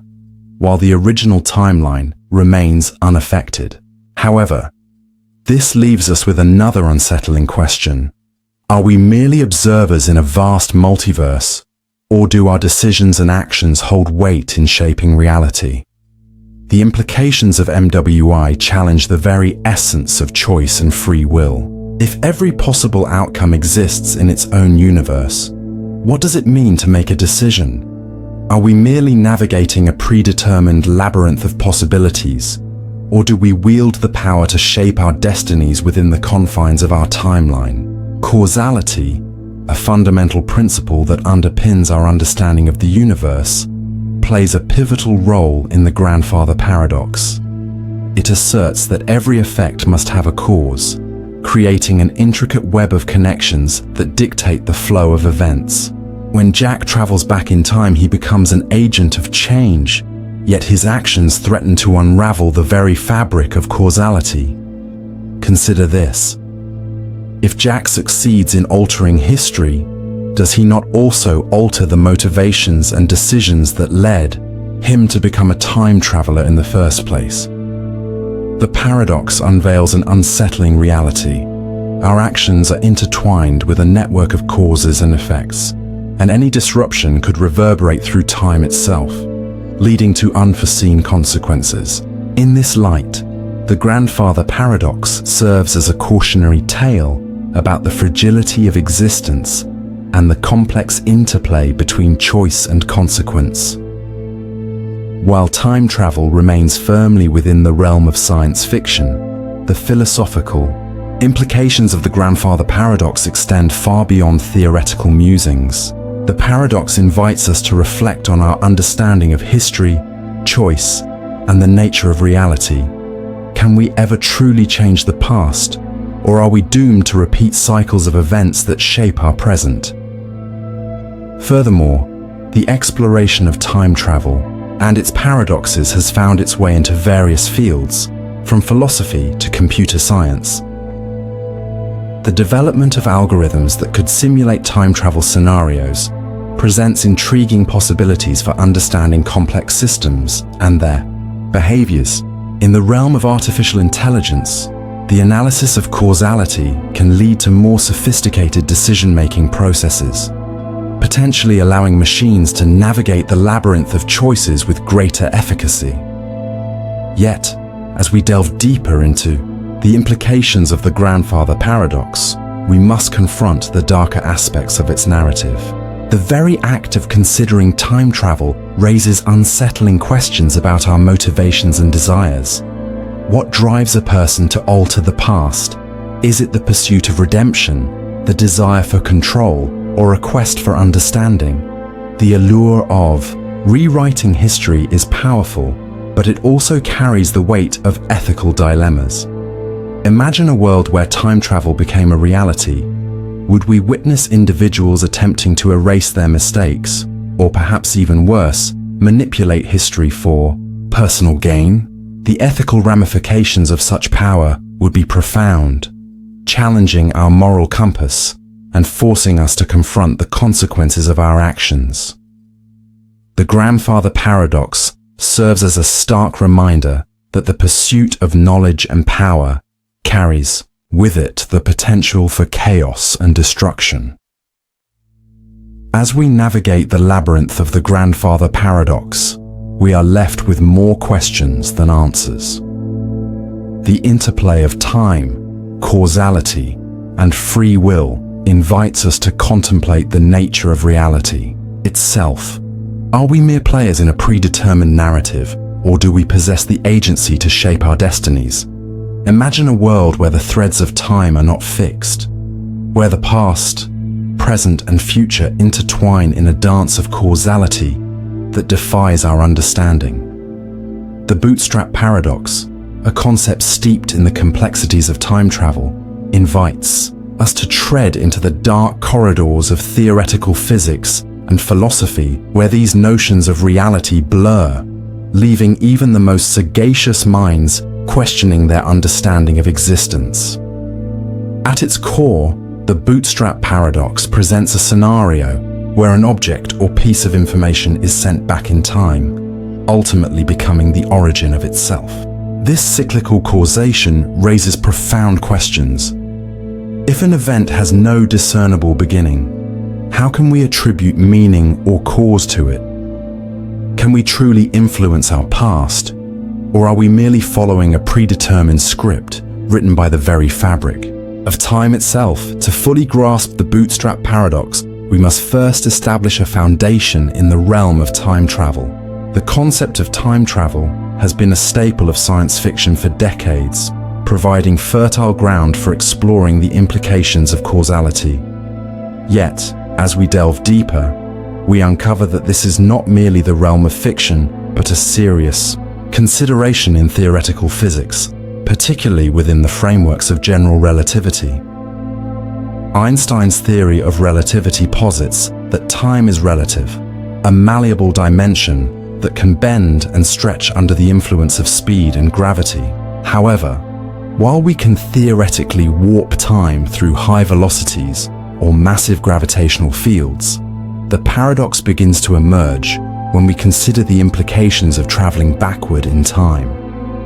Imagine, for instance, a scientist who invents a time machine and travels back to meet their younger self. They then hand over the plans for the time machine, which their younger self meticulously follows to create the very device that allows for this journey. In this loop, the origin of the plans becomes obscured. They exist without a definitive source.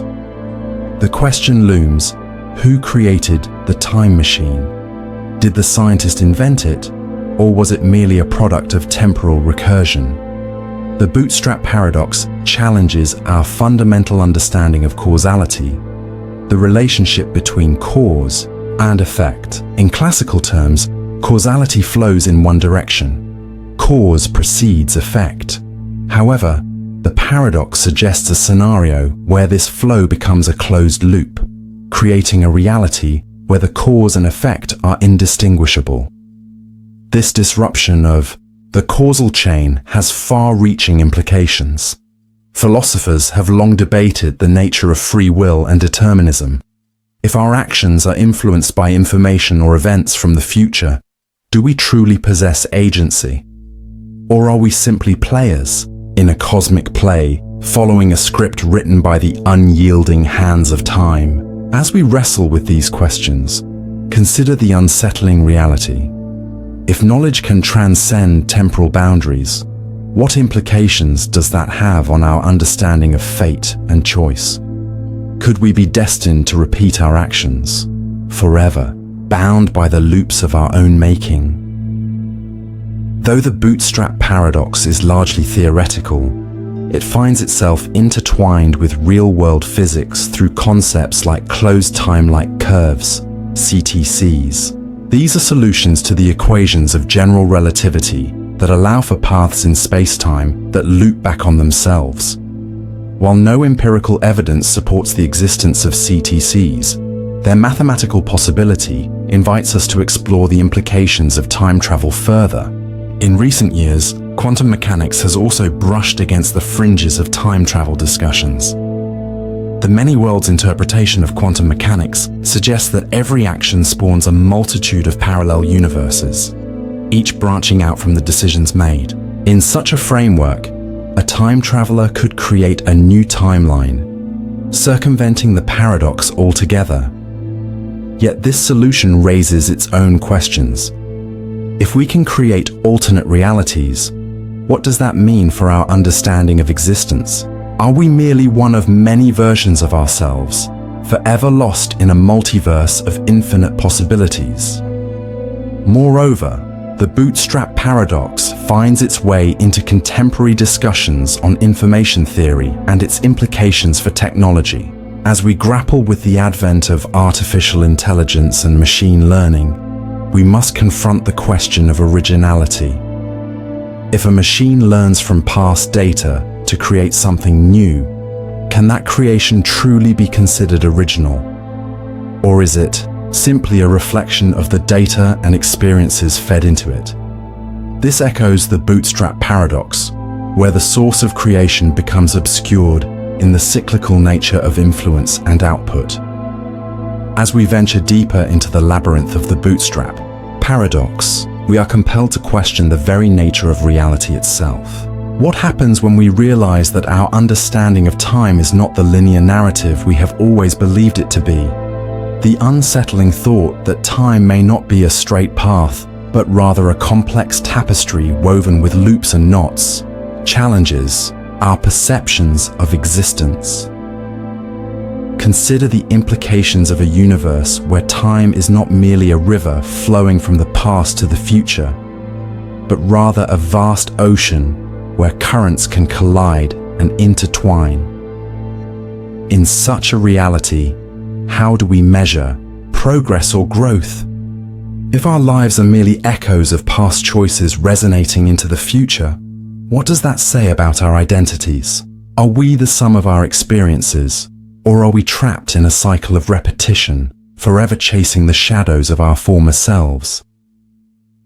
The Bootstrap Paradox serves as a haunting reminder of the limitations of human understanding. It forces us to confront uncomfortable truths that our grasp on reality may be more tenuous than we care to admit. As we ponder these questions, we are left with a lingering sense of unease. What if we are not the masters of our fate, but rather pawns in a game we cannot comprehend? In conclusion, the Bootstrap Paradox invites us into a realm of thought that is both fascinating and unsettling. It challenges our understanding of time, causality, and existence itself. As we navigate these complex ideas, we find ourselves grappling with profound questions that have no easy answers. As we close the chapter on this exploration, we are left with a sense of wonder and unease. The paradox reminds us that our understanding of reality is perpetually evolving. It urges us to remain curious, to question the very fabric of our existence, and to explore the uncharted territories of time and causality. In the annals of philosophical inquiry, few concepts evoke the same sense of perplexity as Zeno's paradoxes. Among the most compelling is the narrative of Achilles and the tortoise, an allegory that elegantly encapsulates the tension between motion and stillness, speed and slowness. To the uninitiated, the tale might appear a simple foot race between an impossibly swift hero and a sluggish reptile. However, the implications ripple far deeper into the fabric of reality, challenging our understanding of space, time, and the very nature of existence. Imagine a race between Achilles, the swift-footed Greek warrior, and a tortoise. The tortoise, confident in its slow but steady pace, is granted a head start. Zeno posits that Achilles, despite his superior velocity, can never overtake the tortoise because, by the time he reaches the point where the tortoise began, the tortoise has moved forward, albeit by a fraction. Each time Achilles reaches the tortoise's last position, the tortoise has already advanced, creating an infinite series of points Achilles must traverse. The conclusion is unsettling. Achilles can never win the race. But what does this paradox reveal about our understanding of motion? At its core lies a confrontation with the concepts of infinity and continuity. The infinite divisibility of space suggests that no matter how fast one moves, they are eternally chasing a target that recedes into the distance. This notion echoes through mathematics and physics, where the continuum of points raises questions about the very nature of time and space. How can we reconcile the seemingly paradoxical notion that an entity can be in motion, yet never reach its destination? Zeno's paradox is not merely an intellectual exercise, it has profound implications for how we perceive reality. In mathematics, the resolution of this paradox led to the development of calculus, where the concept of limits allows us to understand and quantify motion in a way that aligns with our empirical observations.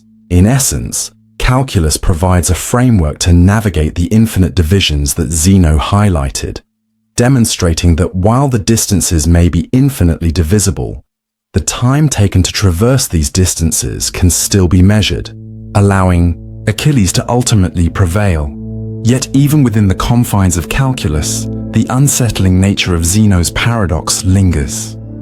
Are we merely accommodating our understanding of motion, or have we unearthed a deeper truth about the universe? When we apply calculus to the physical world, we reveal a reality where the paradox can be reconciled, but the underlying questions remain. Is reality fundamentally continuous, or is it a construct of our perception?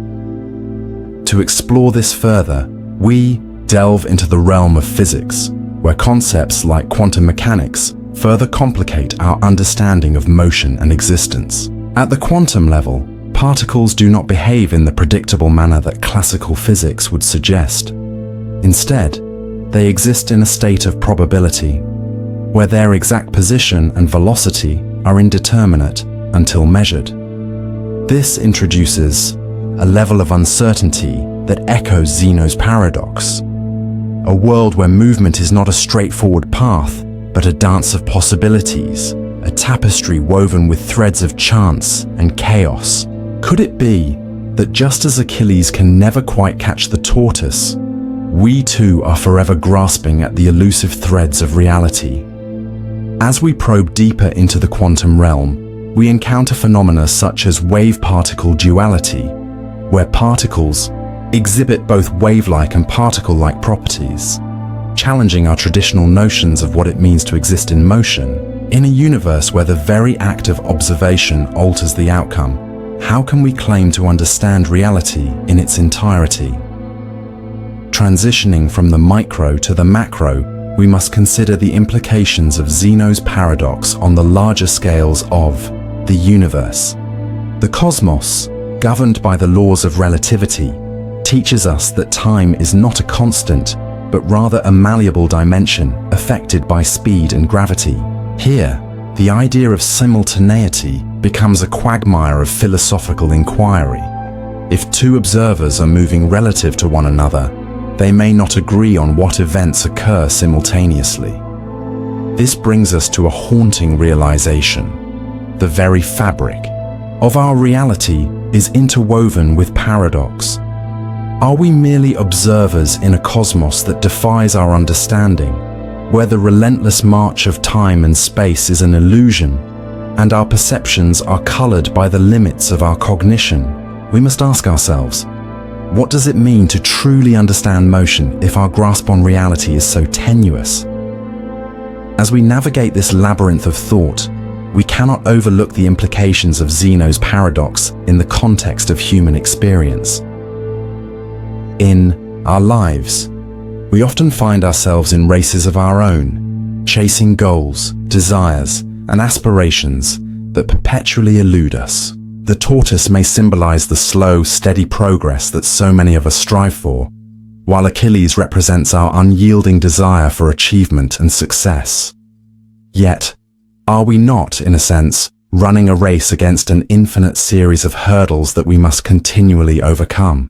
Each goal achieved is merely a stepping stone to the next, a reminder that our journey is characterized by an unending pursuit rather than a definitive arrival.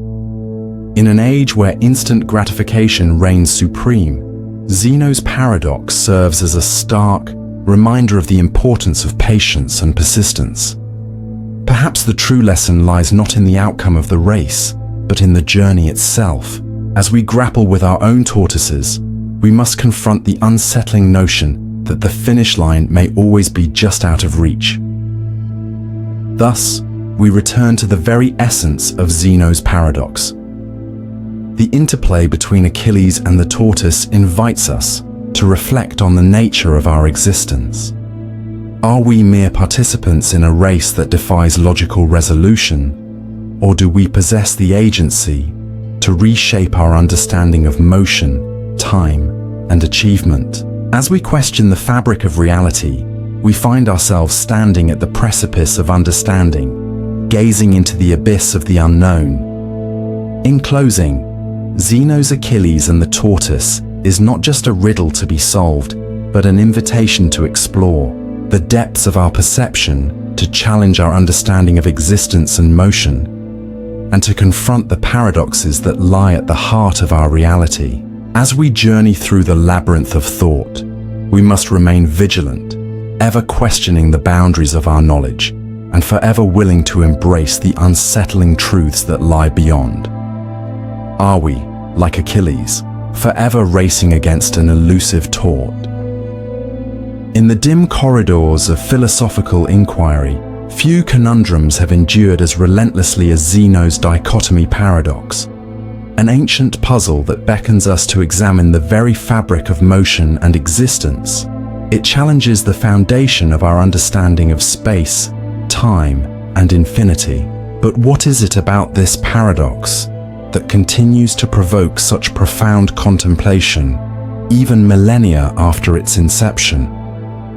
At its core, Zeno's Dichotomy Paradox presents a seemingly simple assertion. In order to reach a destination, one must first cover half the distance to that destination. Before reaching the halfway point, one must cover a quarter of the distance, and before that, an eighth. This process of halving the distance continues indefinitely, suggesting that one can never truly reach their destination, as there will always be a further distance to cover. Thus, the paradox presents an unsettling question. If movement comprises an infinite series of divisions, can one ever truly move at all? To appreciate the paradox, we must first dissect our understanding of motion. In everyday life, motion is an observable phenomenon. We walk from one side of a room to another. We drive from one city to another, and we perceive these movements as straightforward and intuitive. However, Zeno's paradox invites us to question the underlying mechanics of these movements. Imagine standing at one end of a vast field, your destination the other end, a distance of 100 meters away. To reach that point, you must first traverse 50 meters. Before you can traverse those 50 meters, you must cover 25 meters. The process continues ad infinitum, 12.5 meters, 6.25 meters, and so forth, creating an infinite series of distances to cover. Though this series is mathematically intriguing, it paints a disconcerting picture. If there are infinite steps to take, how can one ever complete the journey? Zeno's paradox, while captivating, was met with significant scrutiny by later thinkers, particularly during the development of calculus in the 17th century. Mathematicians such as Isaac Newton and Gottfried Wilhelm Leibniz introduced concepts of limits and infinite series that provide a robust framework for understanding this paradox. Through the lens of modern mathematics, the infinite series presented by Zeno can indeed converge to a finite value.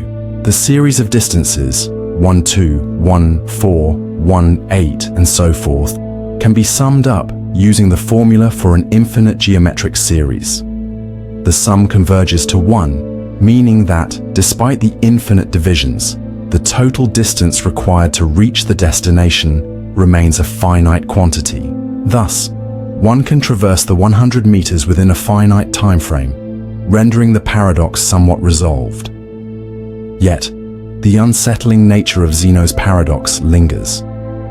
Even with mathematical proof that we can indeed reach our destination, the philosophical implications remain. What does it mean for our understanding of space and time when we can dissect motion into infinite segments? Are we mere constructs of mathematical abstractions, forever caught in a web of infinite possibilities? Zeno's Dichotomy Paradox extends far beyond philosophical musings. It finds resonance in various fields, including physics. In the realm of quantum mechanics, the concept of motion and particles takes on an even more bewildering character. The behavior of subatomic particles challenges classical notions of determinism and continuity, often reflecting the paradoxical nature of Zeno's original assertion. Consider the idea of a particle existing in multiple states until it is observed, a phenomenon known as superposition. Just as Zeno posited that one cannot reach a destination without traversing infinite subdivisions, quantum mechanics suggests that particles exist in a state of indefinite potential until they are measured. This concept not only complicates our understanding of motion, but also our grasp of reality itself. Are we, like Zeno's traveler, forever on the brink of understanding, yet never fully arriving? Addressing Zeno's paradox compels us to confront deeper questions about the nature of reality and our perception of it. If motion can be dissected into infinite parts, what does this say about our understanding of time? Is time itself an illusion, a construct that we have created to make sense of our experiences? The implications of these questions can be disquieting. They urge us to ponder our existence and the continuity of life. Are we perpetually trying to reach a destination that lies beyond our grasp? The existential dread that can stem from such inquiries is palpable. Perhaps we are all trapped in a dichotomy, caught between the desire to move forward and the realization that the journey may never truly end. In our increasingly digital world, Zeno's paradox takes on a new dimension. As we navigate realms of virtual reality and digital spaces, the concept of motion and distance is redefined. The digital landscape is one of instantaneous connections, yet it is also one of infinite layers. Each click, each scroll, an invitation to dive deeper into an endless sea of information. In this context, Zeno's paradox serves as a metaphor for our engagement with technology. We are constantly seeking to bridge the gap between the physical and the virtual, yet each advancement leads us to further questions about our reality. Are we moving forward, or are we simply traversing the infinite distances of cyberspace, forever, in search of completion?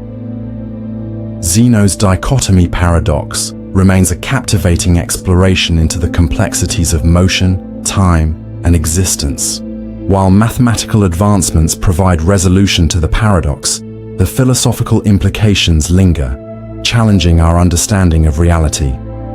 As we navigate the labyrinth of life, we must ask ourselves, are we merely travelers caught between the infinite segments of our journeys?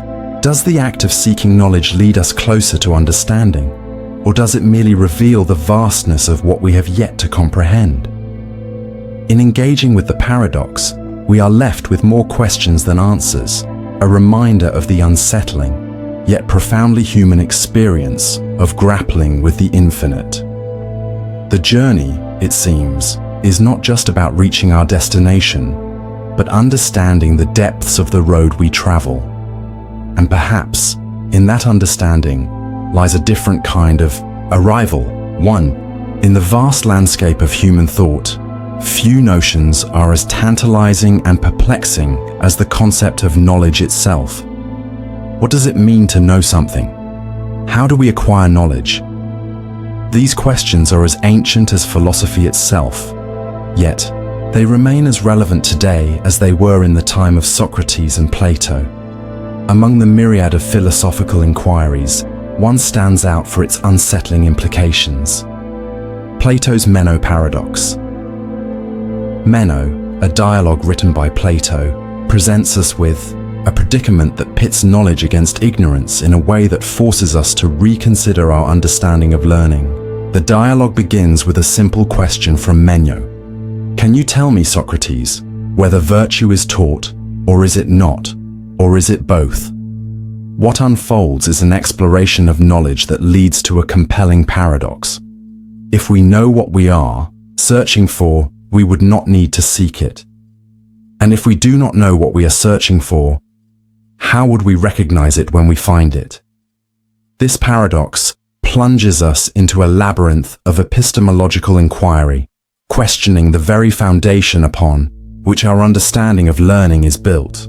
At the heart of Meno's dilemma lies the distinction between two types of knowledge, knowing and not knowing. The paradox suggests that true knowledge is elusive, and the process of learning itself becomes a haunting enigma. How could we possibly learn anything if we don't already know what we seek? Conversely, If we do know what we seek, why do we need to search for it in the first place? This conundrum raises unsettling questions about our cognitive abilities and the nature of our existence.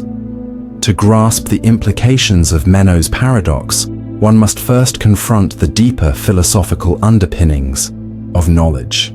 Consider the idea of innate knowledge, a concept that Plato suggests in the dialogue through his theory of recollection. In this view, learning is not merely a process of acquiring new information, but rather the act of recollecting knowledge that the soul has already encountered in previous existences. This notion is as unsettling as it is profound. If our souls have always possessed knowledge, then our existence becomes a Sisyphean struggle to remember what has been forgotten. Are we, then, mere shadows of our former selves, forever chasing the echoes of knowledge lost to time? This idea of recollection invites us to ponder the implications of learning in our own lives. How often do we find ourselves grappling with concepts that feel familiar, yet remain just out of reach? The process of learning, then, becomes a haunting journey through the corridors of our own minds, a relentless quest to unlock the secrets buried within. But what if, as Meno suggests, we are perpetually trapped in a cycle of ignorance, forever searching for answers we cannot articulate? As we navigate this mental labyrinth, it becomes evident that Meno's paradox transcends mere philosophical exercise. It has profound implications for real-world applications. Consider education, for instance, a system designed to illuminate the darkness of ignorance. Yet, if Meno's assertion holds true, how can we effectively teach a child who does not know what they do not know? Traditional pedagogical approaches may be inadequate to address this fundamental dilemma.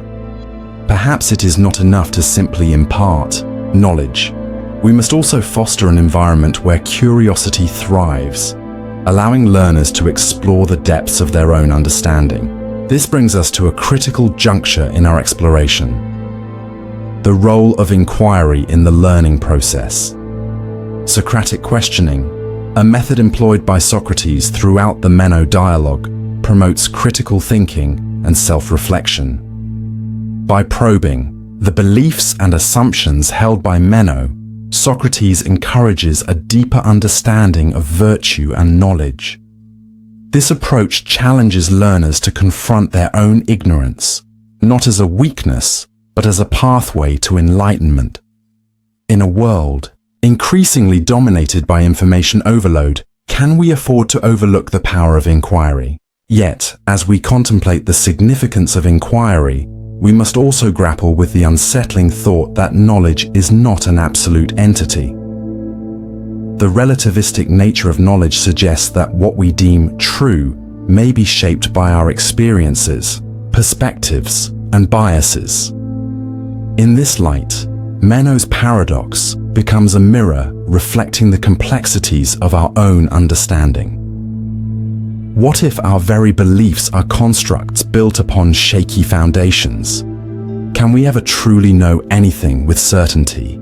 Or are we forever bound to the limitations of our own perception? As we traverse this intellectual terrain, it becomes increasingly clear that Meno's paradox serves as a reflection of the human condition itself, a perpetual struggle to reconcile knowledge and ignorance. It nudges us toward a deeper understanding of our existence, urging us to confront the uncomfortable realities of our own limitations. In doing so, we may discover that the pursuit of knowledge is not merely about finding answers, but about embracing the questions that challenge our understanding. In the grand narrative of human thought, the journey through Meno's paradox becomes a profound exploration of identity, purpose, and the very nature of reality. It invites us to question the certainty of our own beliefs and to confront the discomfort of ignorance. Perhaps, in acknowledging our limitations, we can forge a path toward greater understanding, one that embraces the complexity of existence rather than shying away from it. As we conclude this exploration of Plato's Meno paradox, we are left with a haunting question.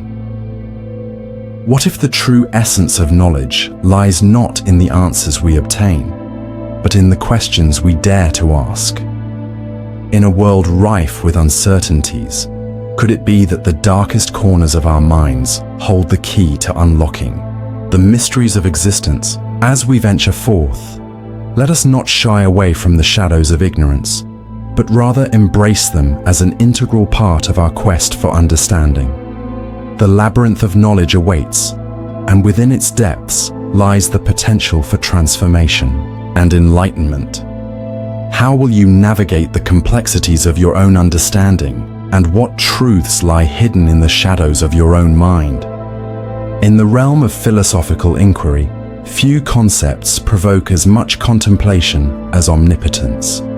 The very idea of an all-powerful being raises questions that challenge the boundaries of logic and ethics.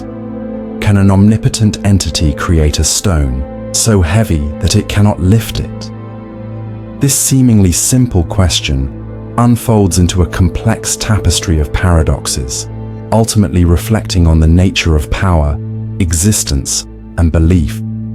To embark on this exploration, it is essential to define omnipotence. Traditionally attributed to deities, omnipotence refers to the ability to do anything that is logically possible. However, this definition is fraught with complications. The paradox of omnipotence illustrates a fundamental conflict. Can an all-powerful being operate within the constraints of logic? If it can create a stone so heavy that even it cannot lift it, does this not imply a limitation on its power? Conversely, if it cannot create such a stone, does that not also indicate a limitation? This paradox, known as the Omnipotence Paradox, leaves us grappling with profound implications regarding the nature of divine power. What does this suggest about the very fabric of omnipotence? Is it a comprehensive power that encompasses all possibilities, or does it exist within the confines of logical coherence? The implications extend beyond theology. They permeate philosophy, ethics, and even the nature of reality itself. To understand the implications of the Omnipotence Paradox, we must delve into the nature of logical possibilities. Logic serves as the foundation of reasoned thought, establishing the rules that govern our understanding of existence. If we accept that an omnipotent being can perform any logical action, we must also recognize that certain actions, by their nature, defy logic. For instance, creating a square circle or a married bachelor is a logical impossibility. Thus, if we interpret omnipotence as the ability to perform all logically possible actions, the paradox begins to resolve itself. Omnipotence does not imply the capacity to perform contradictions. This leads to a nuanced understanding. Omnipotence might be better defined as the ability to fulfill any coherent scenario, rather than an unrestricted power. But herein lies a deeper inquiry. If an omnipotent being cannot act outside the boundaries of logic, what does this say about the universe it creates? Is the cosmos itself bound by these same rules, or does it operate under a different set of principles? Throughout history, theologians and philosophers have wrestled with the implications of omnipotence. The tension between divine power and human free will is a recurring theme. If an omnipotent being dictates every action, where does that leave human agency? Theologians have proposed various frameworks to reconcile these two forces. One perspective suggests that divine omnipotence does not negate human free will. Rather, it coexists with it. This view posits that while God has the power to intervene in human affairs, doing so would infringe upon the freedom of choice that is integral to moral responsibility. In this light, humans are seen as co-creators, empowered to make choices within the parameters established by an omnipotent being. However, this raises further questions. If God is all-powerful, why does suffering exist? If human choices can lead to pain and chaos, is there a limit to divine power? This conundrum invites us to consider the nature of evil and suffering in a world governed by an omnipotent force.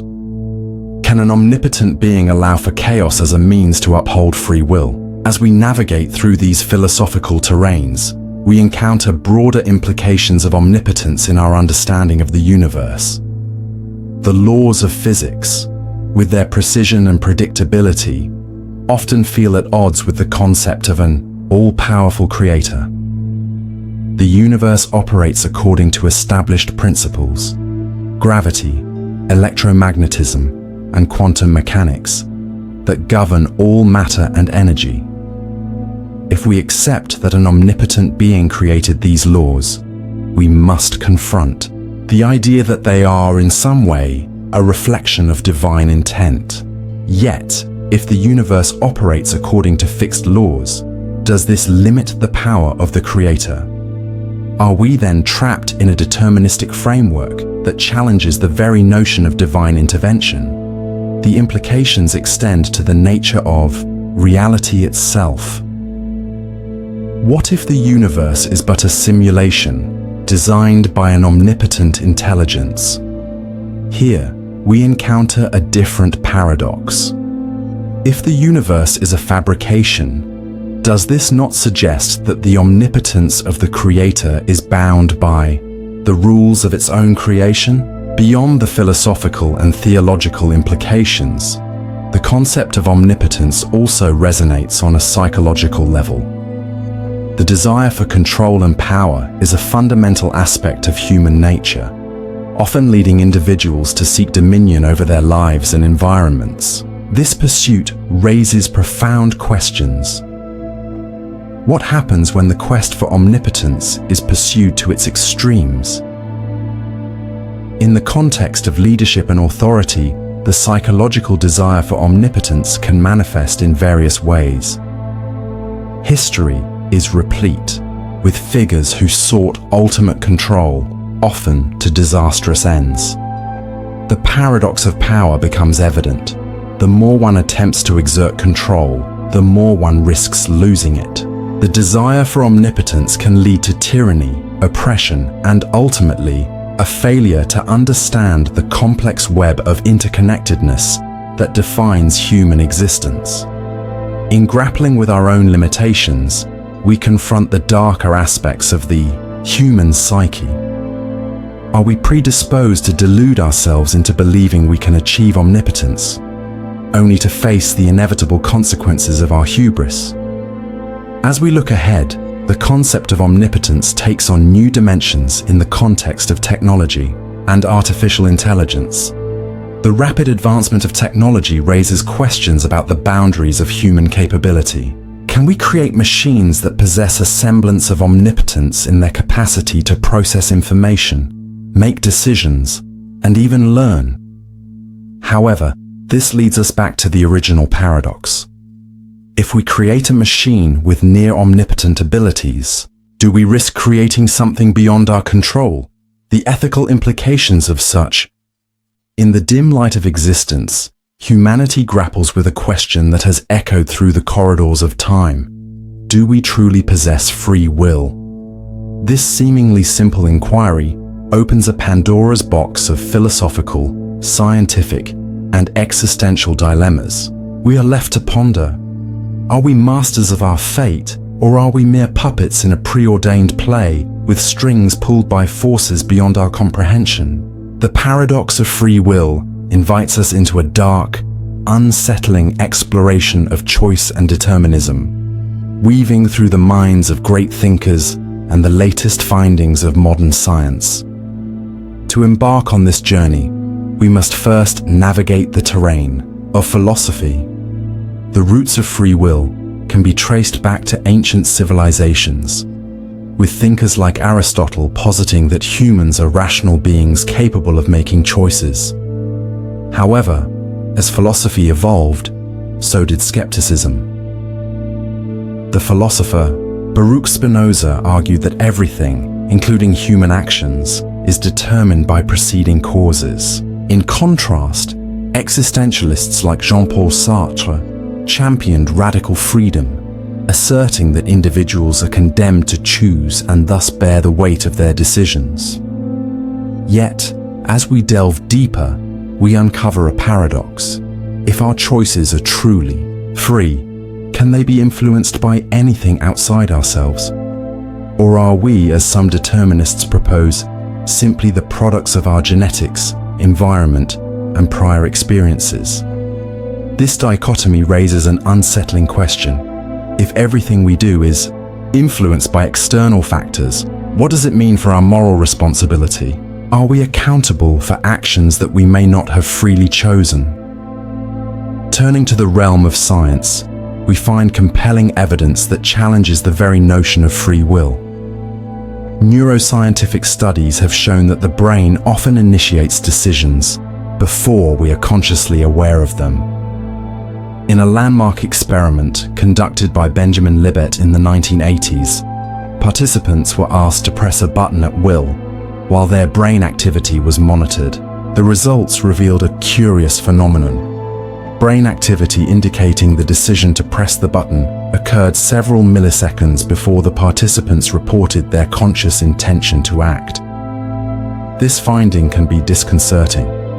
If our brains are making decisions without our conscious awareness, do we truly possess the autonomy we believe we have?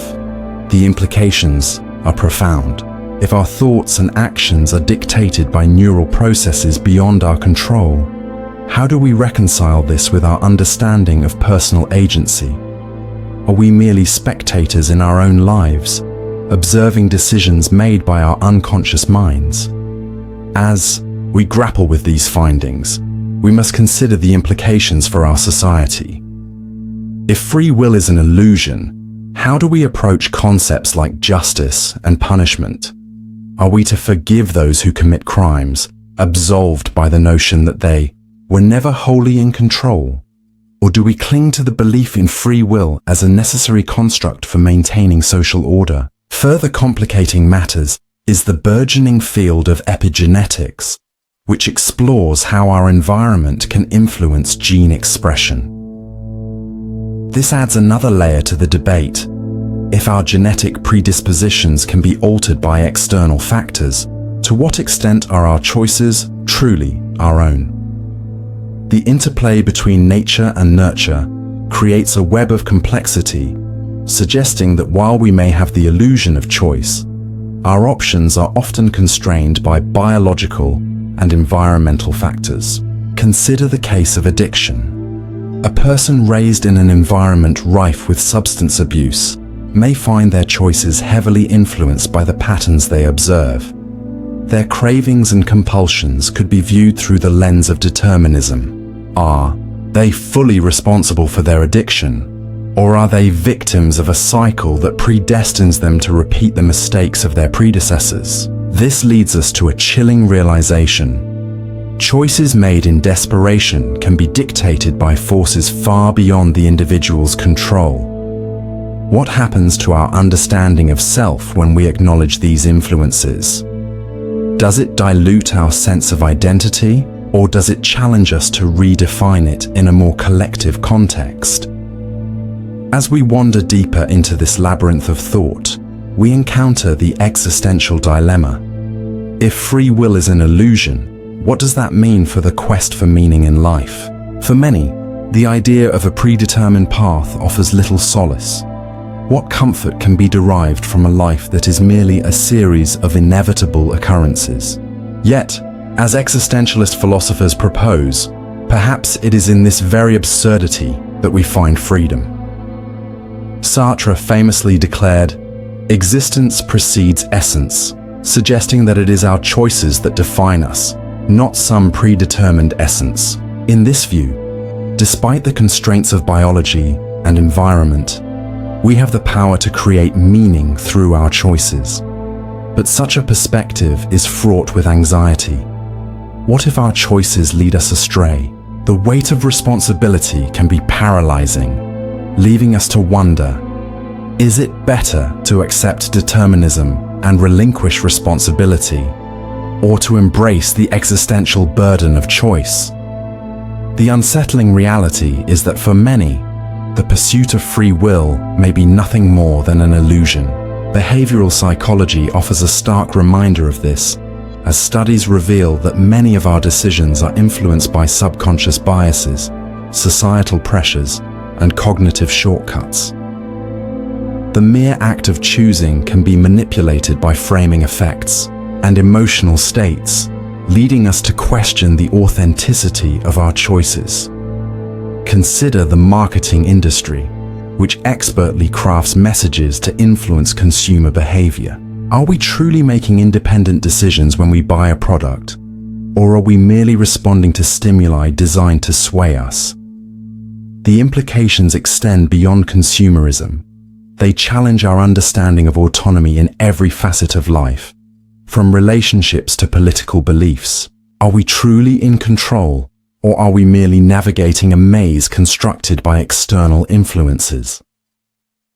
As we confront the complexities of free will, we arrive at a potential reconciliation between determinism and the essence of choice.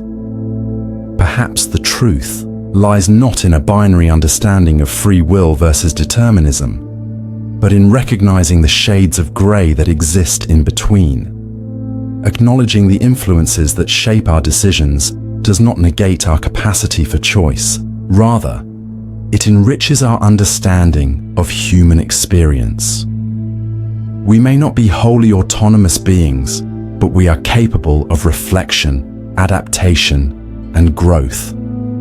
In recognizing the forces that influence us, we can strive for greater awareness and intentionality in our choices. In a world where our decisions often feel dictated by circumstances, the act. In the realm of philosophical quandaries and thought experiments, few scenarios generate as much intrigue and discomfort as Newcomb's paradox. This seemingly simple game pits the intuition of human decision-making against the cold, calculated predictions of a hypothetical superintelligence. At first glance, it appears to be merely a game of choice, but as we delve deeper, it challenges our understanding of free will, determinism, and the very nature of knowledge itself. What if your choices were not entirely your own? What if, in the grand tapestry of fate, your decisions were mere threads woven by an unseen hand? Imagine you are presented with two boxes, Box A and Box B. Box A is transparent, revealing a single gold coin. Box B, however, is opaque, and you cannot see its contents. You are informed that Box B either contains $1,000 or is empty. The twist lies in the fact that a highly intelligent entity, often referred to as the predictor, has made a prediction about your choice. If the predictor believes you will choose only Box B, it has placed $1 million in that box. If it predicts that you will take both boxes, Box B remains empty. Now, you must decide. Do you choose only Box B, hoping for the $1 million, or do you take both boxes, securing the guaranteed gold coin? At this juncture, two primary strategies emerge, each rooted in different philosophical and probabilistic foundations. The first strategy is to take both boxes. This is the intuitive response. After all, why not secure the guaranteed gold coin while also gambling on the possibility of $1 million?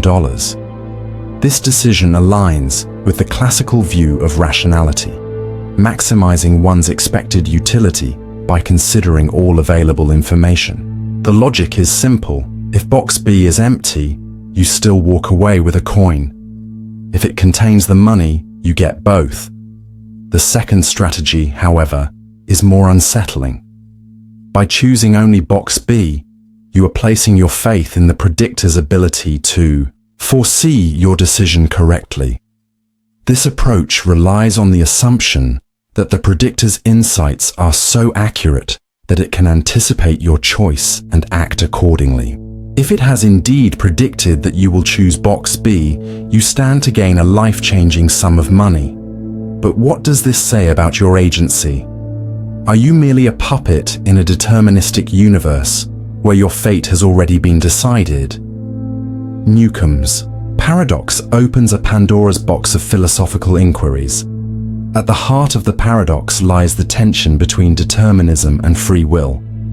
If one accepts the predictor's ability to foresee the future, one must grapple with the implications of a predetermined path. Does this render our choices illusory? Are we mere actors on a stage, performing our roles without genuine agency?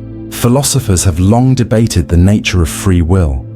Some argue for compatibilism, the idea that free will and determinism can coexist.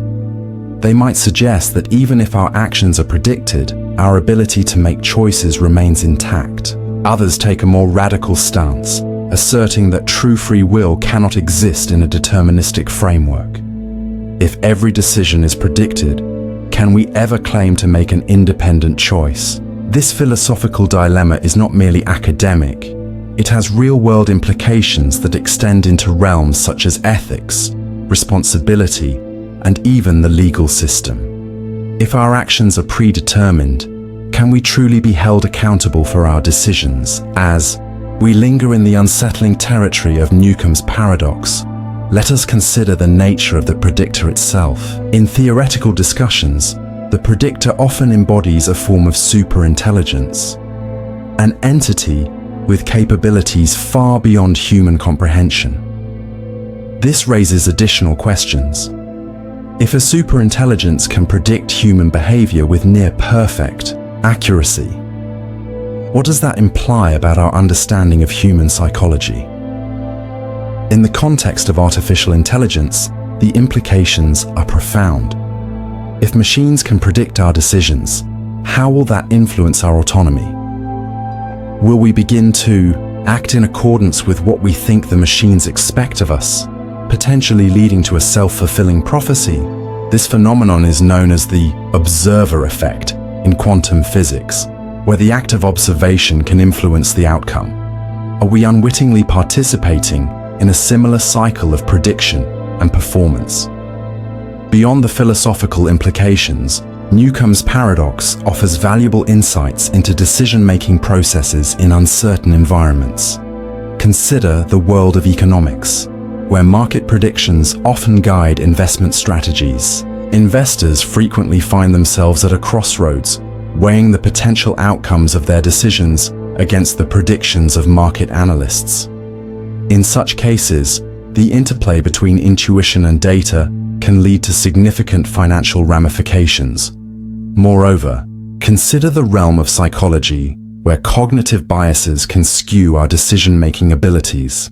Behavioral economists have shown that people often resort to heuristics, mental shortcuts that simplify decision-making, rather than engaging in complex calculations.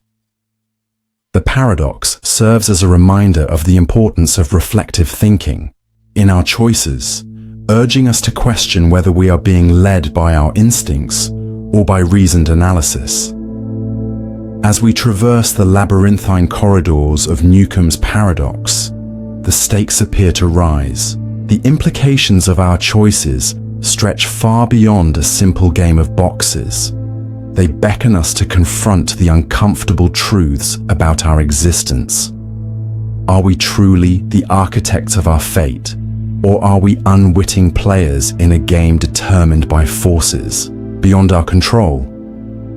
Ultimately, the paradox invites us to reflect on our beliefs about knowledge, prediction, and choice. Will you choose only box B, surrendering to the allure of a future foretold? Or will you seize both boxes, asserting your autonomy in a world where certainty is an illusion? The choice, it seems, is yours to make. But as you ponder your decision, a lingering question remains. What if the act of choosing itself is the greatest illusion of all? In a world where the boundaries of knowledge and uncertainty blur, Newcomb's paradox serves not only as a thought experiment, but as a profound reflection of the human condition. The choices we make may resonate far beyond the immediate moment, echoing into the vast, uncertain tapestry. In the annals of human thought, few problems have haunted our intellectual landscape as persistently as the problem of evil. This philosophical quandary challenges the very foundations of our understanding of morality, existence, and the divine. How can a world permeated by suffering and malevolence coexist with the idea of an omnipotent, omnibenevolent, and omniscient deity? This question invites us to embark on a journey that traverses the dark corridors of philosophy, theology, and even psychology. The problem of evil is not merely an abstract puzzle, it is deeply rooted in theological discourse. The classical formulation emerges from the juxtaposition of God's attributes with the palpable existence of evil. St. Augustine, one of the early church fathers, posited that evil is not a substance, but a privation of good, essentially a deficiency rather than a presence. This notion suggests that evil arises when free will, granted to humanity by a benevolent God, is misused. Yet, this raises a provocative question. Is the existence of free will worth the suffering it can unleash? As we delve deeper, we encounter the likes of Epicurus, who succinctly encapsulated the dilemma: is God willing to prevent evil but not able? Then he is not omnipotent. Is he able but not willing? Then he is malevolent. Is he both able and willing? Then whence cometh evil? This powerful triad of possibilities not only encapsulates the essence of the problem of evil, but also hints at a deeper existential crisis: the nature of suffering itself. Transitioning from theology to philosophy, we find ourselves amidst an array of theories that grapple with the implications of evil. One of the most significant contributions comes from the realm of existentialism, particularly through the lens of thinkers like Jean-Paul Sartre and Friedrich Nietzsche. These philosophers argue that the universe is indifferent. It lacks inherent meaning, and thus the existence of evil is a byproduct of human freedom and choice. Sartre's assertion that existence precedes essence implies that we are responsible for defining our moral compass in a world devoid of intrinsic values. This perspective invites us to ponder: if we are the architects of our moral reality, does that render us complicit in the suffering we witness? Or does it free us from the shackles of divine accountability? The unsettling notion that we, not a higher power, shape the moral landscape can lead to a profound sense of responsibility, or perhaps despair. Can humans bear the weight of such autonomy? In response to the problem of evil, various theodicies have emerged, each attempting to reconcile the existence of an all-good God with the reality of suffering. The free will defense, championed by philosophers like Alvin Plantinga, argues that free will is a greater good that justifies the existence of evil. In this view, a world with free will, despite its potential for suffering, is preferable to a deterministic universe where moral choices are stripped away. However, this defense raises further questions. Does the existence of free will absolve God of responsibility for the atrocities committed by humanity? Can a benevolent deity truly allow for the horrendous acts that plague our world, from genocide to natural disasters? The implications of these questions are far-reaching. They suggest not only a theological conundrum, but also challenge our understanding of justice and accountability in a seemingly chaotic universe. As we navigate this labyrinth of thought, we encounter another dimension of the problem of evil: the role of suffering itself. Is suffering merely an evil to be eradicated, or can it serve a greater purpose? Philosophers such as John Hick have proposed the soul-making theodicy, suggesting that suffering is an essential catalyst for spiritual growth and moral development. In this view, the trials we endure can lead to greater virtues such as compassion, resilience, and empathy. Yet this perspective can feel unsettling. Does it imply that the suffering of innocence is somehow justified if it contributes to a greater good? Can we accept that suffering may be necessary for the evolution of the human spirit? This leads us to grapple with the ethical implications of our responses to suffering. What are our responsibilities towards those who are in pain? How do we reconcile our desire for justice with the potential for growth that suffering may bring? To further complicate our understanding, we must consider the psychological dimension of the problem of evil. The works of thinkers like Carl Jung and Viktor Frankl provide a unique lens through which we can examine how individuals confront suffering and evil. Jung's concept of the shadow posits that the darker aspects of our psyche must be acknowledged and integrated into our conscious self.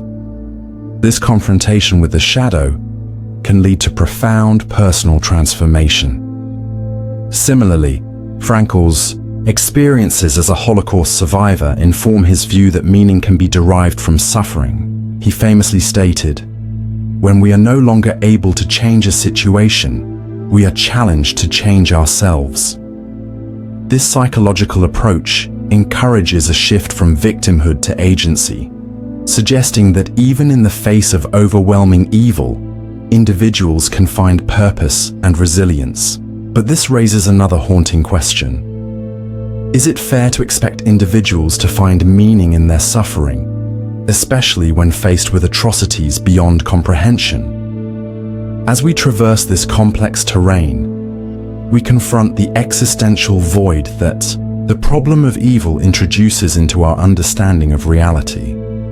It forces us to question the very fabric of our beliefs about justice, morality, and existence. The unsettling truth is that our quest for answers may lead us to more questions than certainties. In a world where evil and suffering persist, can we reconcile the existence of a loving God with the harsh realities we observe? Or must we concede that the universe is indifferent to our plight? This contemplation can evoke a sense of dread as we grapple with the implications of an uncaring cosmos. What does it mean to seek meaning in a reality that may not provide it? The problem of evil is not merely an abstract philosophical exercise. It has profound real-world implications. The way we confront suffering, whether through social justice, charitable endeavors, or personal relationships, reflects our attempts to navigate this complex landscape. The ongoing struggles against poverty, war, and injustice highlight the persistent relevance of the problem of evil in our lives. Moreover, the psychological insights gleaned from this discourse.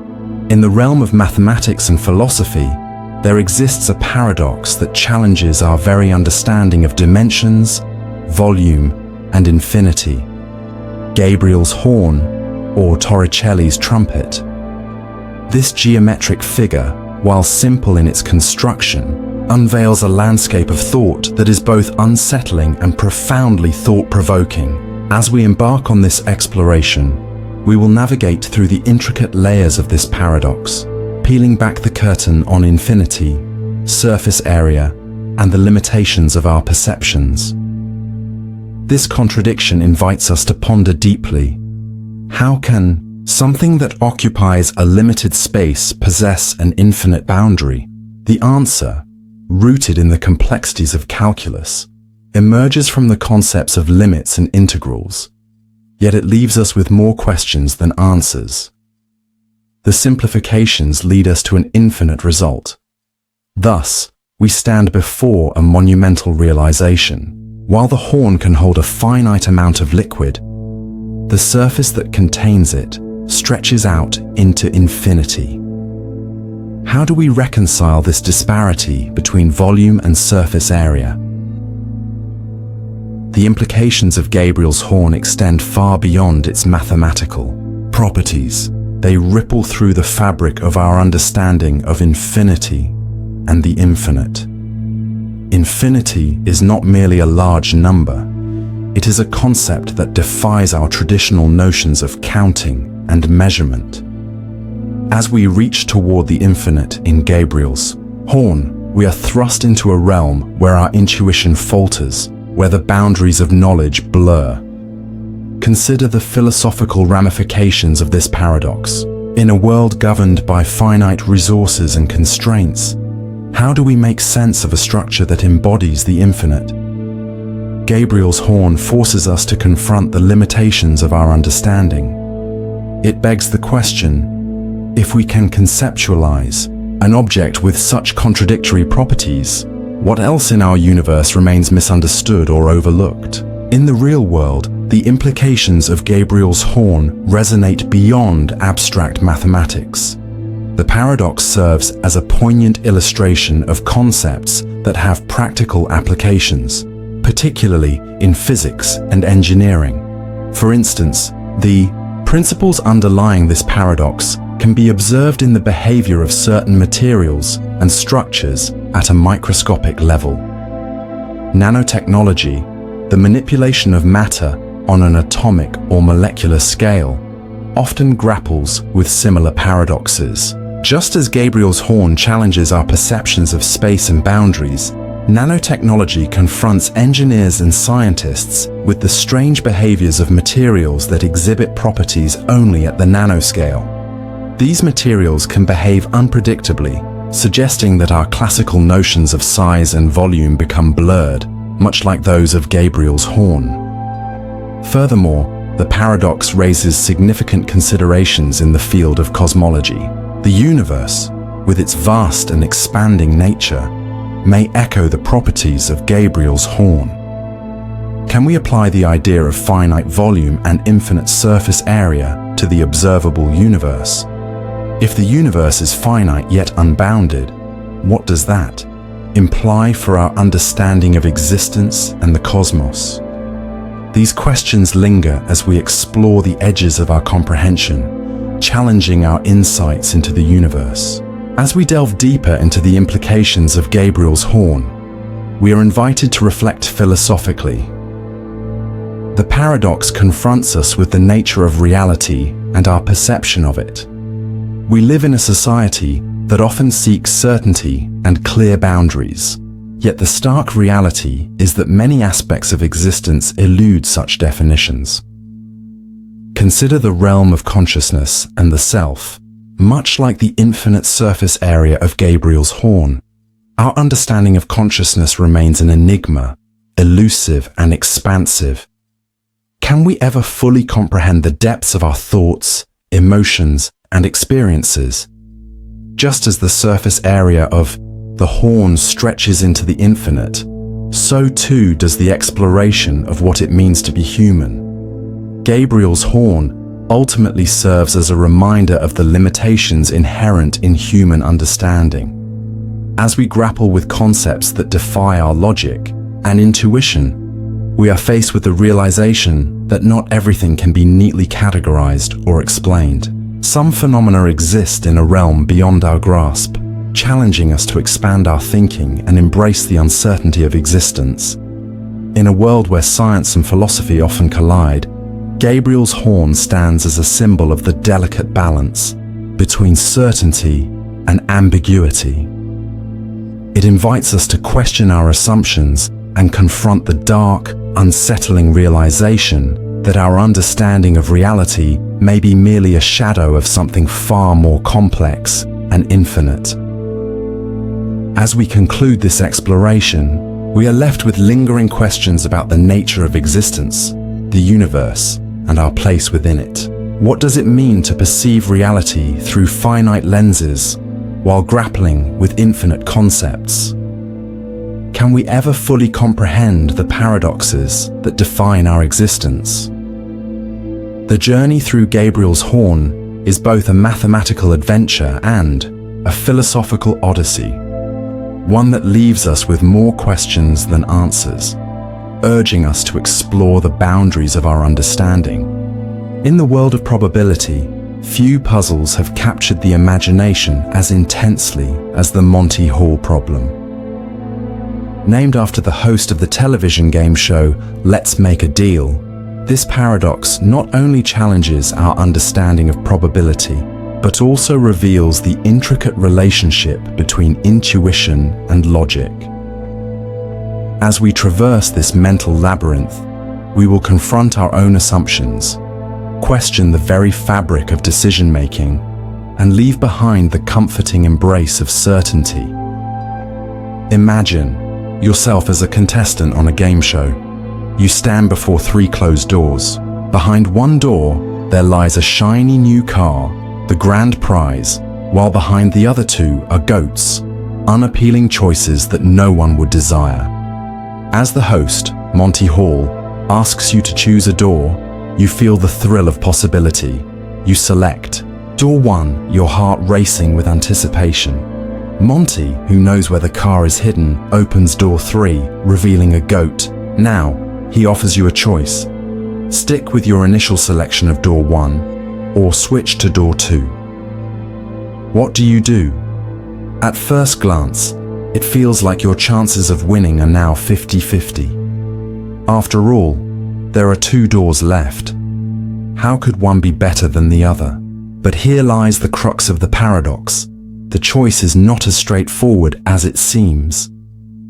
To truly grasp the Monty Hall Paradox, we must dissect the probabilities involved. When you initially chose door 1, there was a 1 in 3 chance that the car was behind that door, and a 2 in 3 chance that it was behind one of the other 2 doors. When Monty reveals a goat behind door 3, he is not randomly selecting a door, he is providing you with information. If the car was behind door 1, 1 in 3 chance, switching would lead to a goat. However, if the car was behind door 2, 2 in 3 chance, switching would lead to a car. Thus, by switching, you effectively double your chances of winning the car, from 1 in 3 to 2 in 3. This revelation is unsettling. It contradicts our instinctive understanding of chance and decision-making. How often do we cling to our initial choices, convinced that they carry equal weight, when in reality, the odds are heavily stacked against us? The Monty Hall problem serves as a lens through which we can examine the often treacherous terrain of human intuition. Our minds are not wired for probability, they are wired for survival. In a world where split-second decisions can determine life or death, relying on gut feelings has evolutionary advantages. Yet, when faced with the complexities of modern probability, this instinct can lead us astray. Psychologists have studied this phenomenon extensively, exploring how cognitive biases can distort our understanding of probability. The illusion of control, for instance, leads us to believe we can influence outcomes in scenarios governed by chance. When faced with the Monty Hall conundrum, many contestants will stubbornly refuse to switch doors, convinced that their initial choice is somehow imbued with a special significance. What does this tell us about our decision-making processes? Are we prisoners of our own cognitive biases, unable to escape the labyrinth of our minds? The implications of the Monty Hall Paradox extend far beyond game shows and mathematical curiosities. Understanding probability can have profound effects on various fields, including economics, medicine, and even artificial intelligence. In economics, for instance, the Monty Hall problem illustrates the importance of information in decision-making.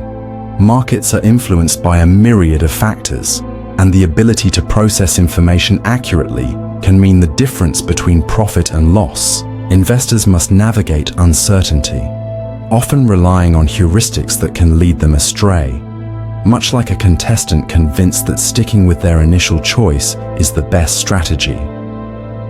In medicine, the Monty Hall Paradox can inform approaches to diagnosis and treatment. Physicians often face decisions with incomplete information. Just as Monty reveals a goat, doctors must interpret test results and make choices based on probabilities, The understanding that initial assessments may be less reliable than subsequent data could reshape how healthcare professionals approach patient care. Even in the realm of artificial intelligence, the Monty Hall problem serves as a cautionary tale.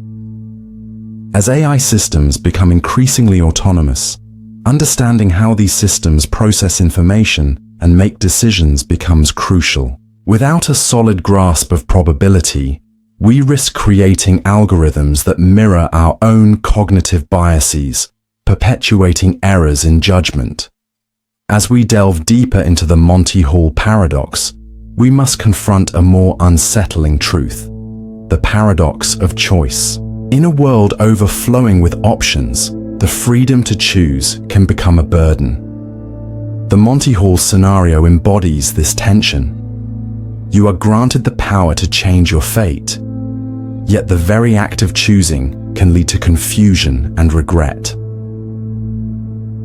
How many decisions in our lives mirror the Monty Hall problem? When faced with a myriad of options, career paths, relationships, investments, do we truly make informed choices? Or do we rely on gut feelings, clinging to the illusion of control? The paradox of choice suggests that with each option we consider, the weight of uncertainty grows heavier. This phenomenon extends into our daily lives, where the fear of making the wrong choice can paralyze us. The Monty Hall problem serves as a reminder that sometimes the best decision is to embrace the uncertainty, to acknowledge that our initial choices may not be as favorable as we believe.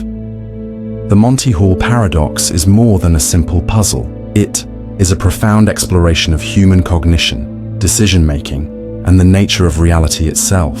It forces us to confront our assumptions, challenge our intuition, and embrace the unsettling truth that uncertainty is an inherent part of life. As we navigate the complexities of probability and decision-making, we must remain vigilant, questioning our understanding of the world around us. The Monty Hall Paradox invites us to reflect on our choices, urging us to recognize that the path to clarity is often shrouded in ambiguity. Are we willing to set aside our instincts and embrace the unsettling dance of probability in a world where the doors of opportunity? In the realm of probability and decision theory, certain dilemmas stir the mind like a tempest, challenging our understanding of rationality and leading us down convoluted paths of reasoning. One such conundrum is the two envelopes paradox, a seemingly innocuous game that unravels into a tapestry of uncertainty and contradiction. At its core lies a simple premise.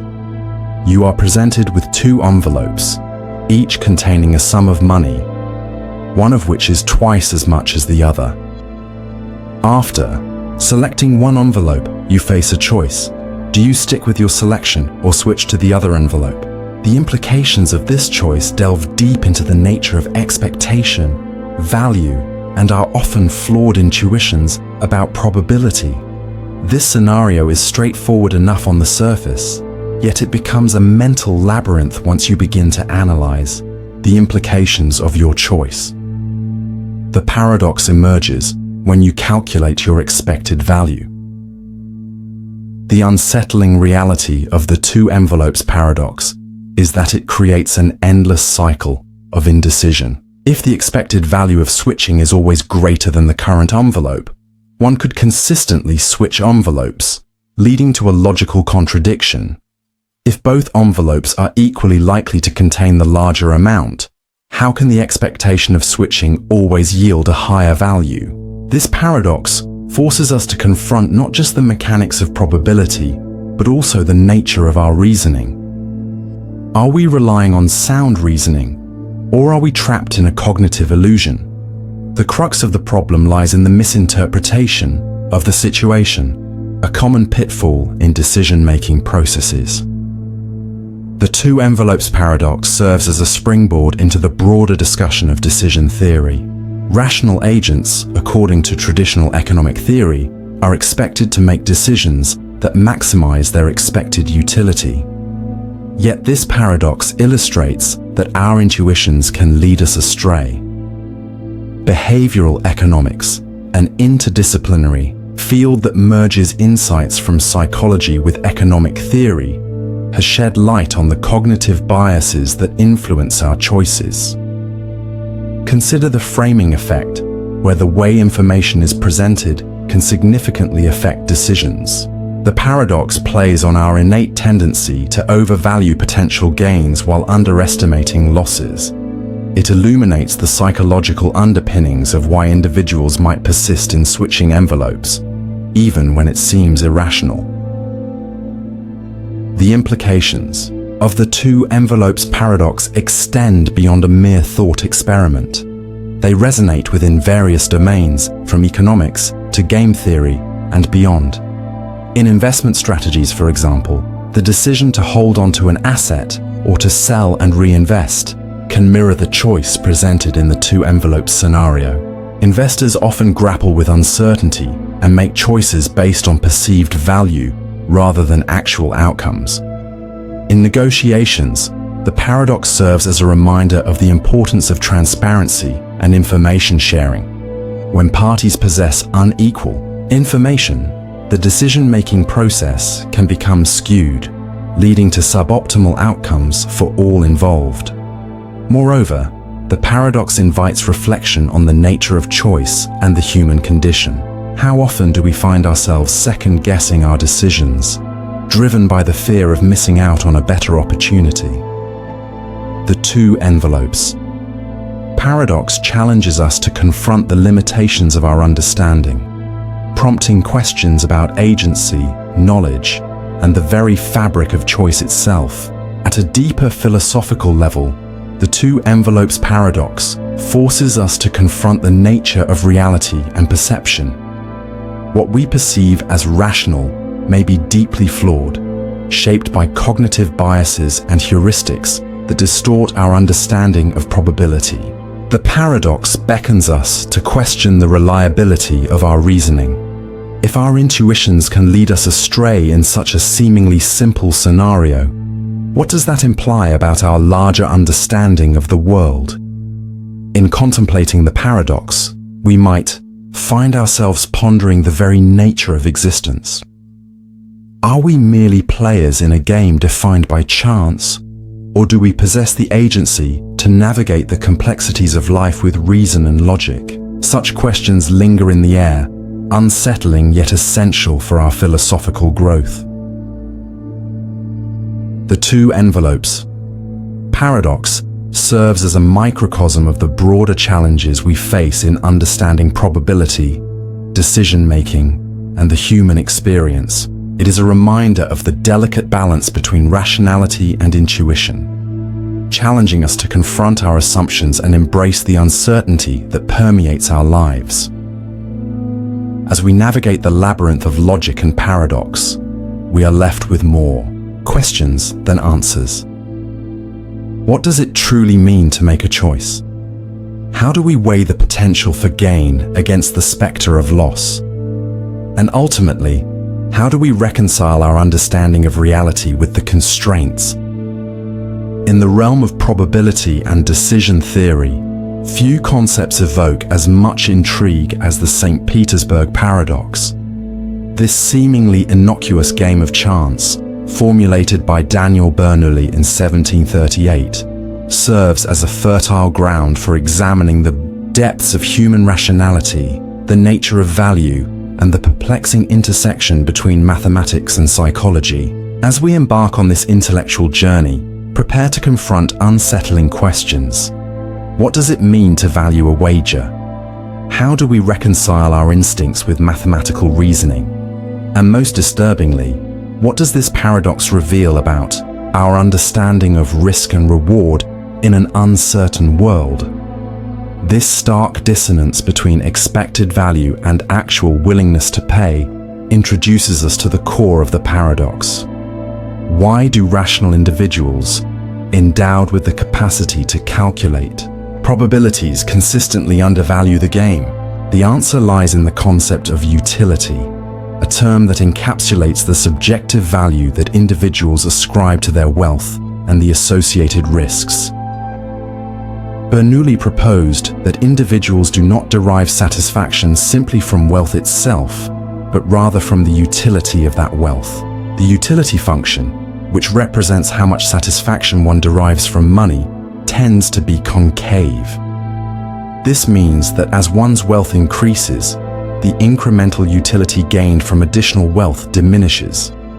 In simpler terms, $1 million is not 10 times as valuable to you as $100,000. It is significantly less because of the diminishing returns of utility. This revelation shifts our perspective on the paradox. While the infinite expected value suggests that one should be willing to stake any amount, the reality of human psychology and utility functions tells a different story. As individuals, we seek to maximize our utility rather than our expected monetary value. The St. Petersburg Paradox serves as a lens, revealing the conflict between mathematical abstractions and real-life decision-making processes. The implications of the St. Petersburg Paradox extend far beyond a simple coin toss. They beckon us to reconsider the very foundations of economic theory and the assumptions underlying rational behavior. If humans are not always rational actors, how do we model decision-making in uncertain environments? This paradox has implications for various fields, including economics, finance, and behavioral science. In finance, for instance, the concept of risk aversion, how much risk an investor is willing to accept for potential reward, can be understood through the lens of utility. Investors often prefer safer investments with lower expected returns over high-risk assets with higher expected returns because they derive more satisfaction from the certainty of lesser gains than from the anxiety of uncertain, potentially larger rewards. Moreover, the St. Petersburg Paradox has compelled researchers to explore alternative decision-making frameworks, leading to the development of prospect theory by Daniel Kahneman and Amos Tversky in the late 20th century. This groundbreaking theory posits that people evaluate potential losses and gains differently, leading to inconsistent risk preferences. For instance, individuals often exhibit loss aversion, where the pain of losing is psychologically more significant than the pleasure of gaining the same amount. This insight has reshaped our understanding of human behavior, paving the way for a more nuanced view of economics that accounts for psychological factors and cognitive biases. Yet as we delve deeper into the implications of the St. Petersburg Paradox, we must confront darker questions about our relationship with risk and reward. What happens when individuals ignore rational calculations in favor of emotional impulses? The paradox invites us to reflect on real-world scenarios where irrationality reigns. Think of gambling addiction, speculative bubbles, or the allure of high-stakes investments. In these situations, the allure of potential winnings can overshadow the rational assessment of risk. The St. Petersburg Paradox serves as a cautionary tale, illustrating that our decision-making processes can lead us down treacherous paths when we prioritize the thrill of potential reward over rational judgment. Consider the story of an investor who, emboldened by tales of others striking it rich in the stock market, pours their life savings into a volatile cryptocurrency. The promise of exponential returns clouds their judgment, and they overlook the fundamental principles of risk management. When the market inevitably corrects itself, the consequences are dire: financial ruin, shattered dreams, and a sobering realization of the true cost of unchecked ambition. So how do we navigate the complexities of the St. Petersburg Paradox in our daily lives? Recognizing the interplay between utility, risk, and emotional impulses is essential for making informed decisions. Here are several practical strategies that can help bridge the gap. In a world governed by numbers, the patterns lurking beneath the surface often defy our understanding. Among the most intriguing of these patterns is Benford's law, a mathematical phenomenon that suggests an unexpected distribution of digits in many real-life datasets. But how can this be? Why do certain numbers appear more frequently than others? The implications of this law extend far beyond mere curiosity, challenging our perceptions of probability, data integrity, and even the very fabric of reality itself. At its core, Benford's law posits that in many naturally occurring collections of numbers, the leading digit is not uniformly distributed. Instead, smaller digits occur as the first digit far more frequently than larger ones. Specifically, the number 1 appears as the leading digit about 30% of the time, while the number 9 appears less than 5% of the time. This logarithmic distribution is counterintuitive. One might expect that in a random assortment of numbers, each digit would have an equal chance of being the first. Yet, empirical observations consistently reveal a different truth.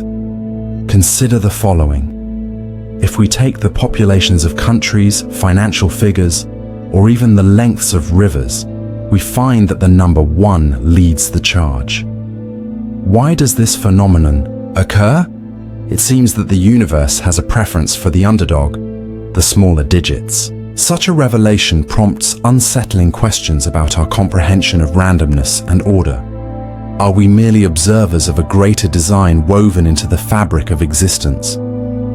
The implications of Benford's law extend into various fields, from finance to forensic science. In the realm of auditing, for instance, accountants and forensic analysts utilize Benford's law to detect fraud. If a company's financial statements deviate significantly from the expected distribution of leading digits, it may indicate manipulation or falsification. The law serves as a sentinel, a guardian of numerical integrity. But the power of this law is not limited to benevolent applications. The unsettling reality is that it can also be harnessed for nefarious purposes. A skilled fraudster might manipulate data to conform to the expected patterns, thus obscuring the truth. This duality raises profound ethical questions. How do we navigate a world where numbers can both expose and conceal? How do we discern genuine truth in a landscape riddled with deception? As we delve deeper into the implications of Benford's law, we encounter a philosophical labyrinth. The law challenges our understanding of chance and determinism. If numbers adhere to a pattern, does that imply a predetermined order? Or are these patterns merely illusions, artifacts of our perception? The existence of such a law raises questions about free will.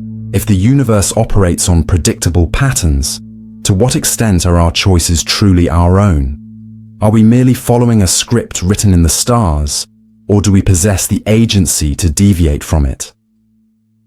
The tension between determinism and free will is a theme that has echoed throughout human history, and Benford's law adds a new layer of complexity to this age-old debate.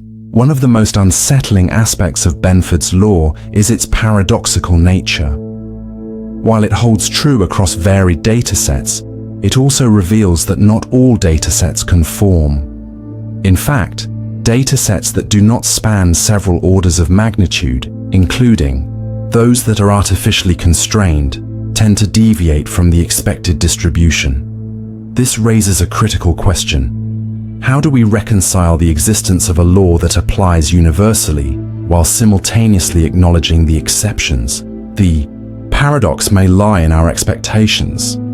We often anticipate that our understanding of the world should fit neatly into established frameworks. Yet Benford's law serves as a reminder that the universe is replete with anomalies. In our quest for knowledge, we must remain vigilant, recognizing that the patterns we observe may not always align with our expectations. Is it possible that our rigid frameworks blind us to the complexities of reality? As we ponder the implications of Benford's law, we find ourselves on the precipice of an uncertain future.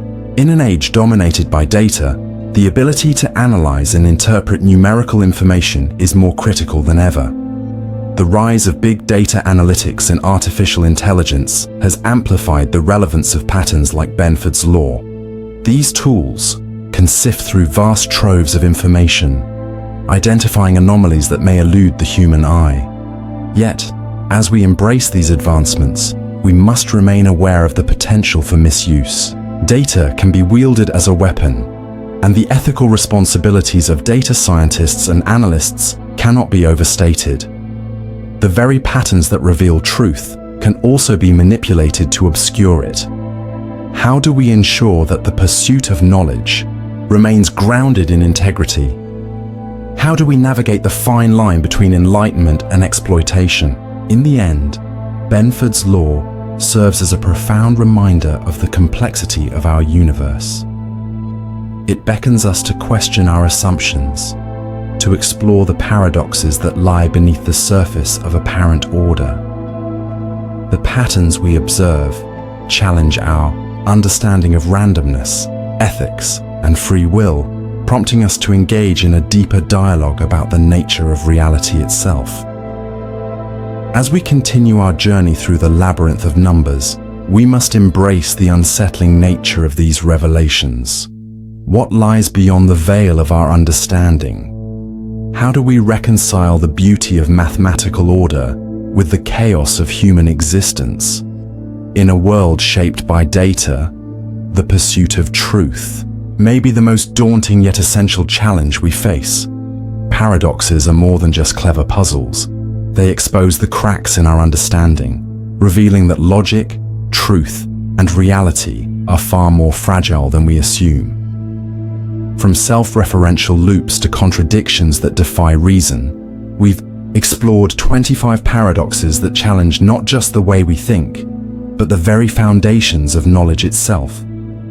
Some have possible resolutions, others remain unsolved, lingering as reminders that certainty is often an illusion. But perhaps that's the real lesson. The universe is not built to fit neatly into human logic. And maybe, just maybe, the greatest paradox of all is our endless quest to make sense of it.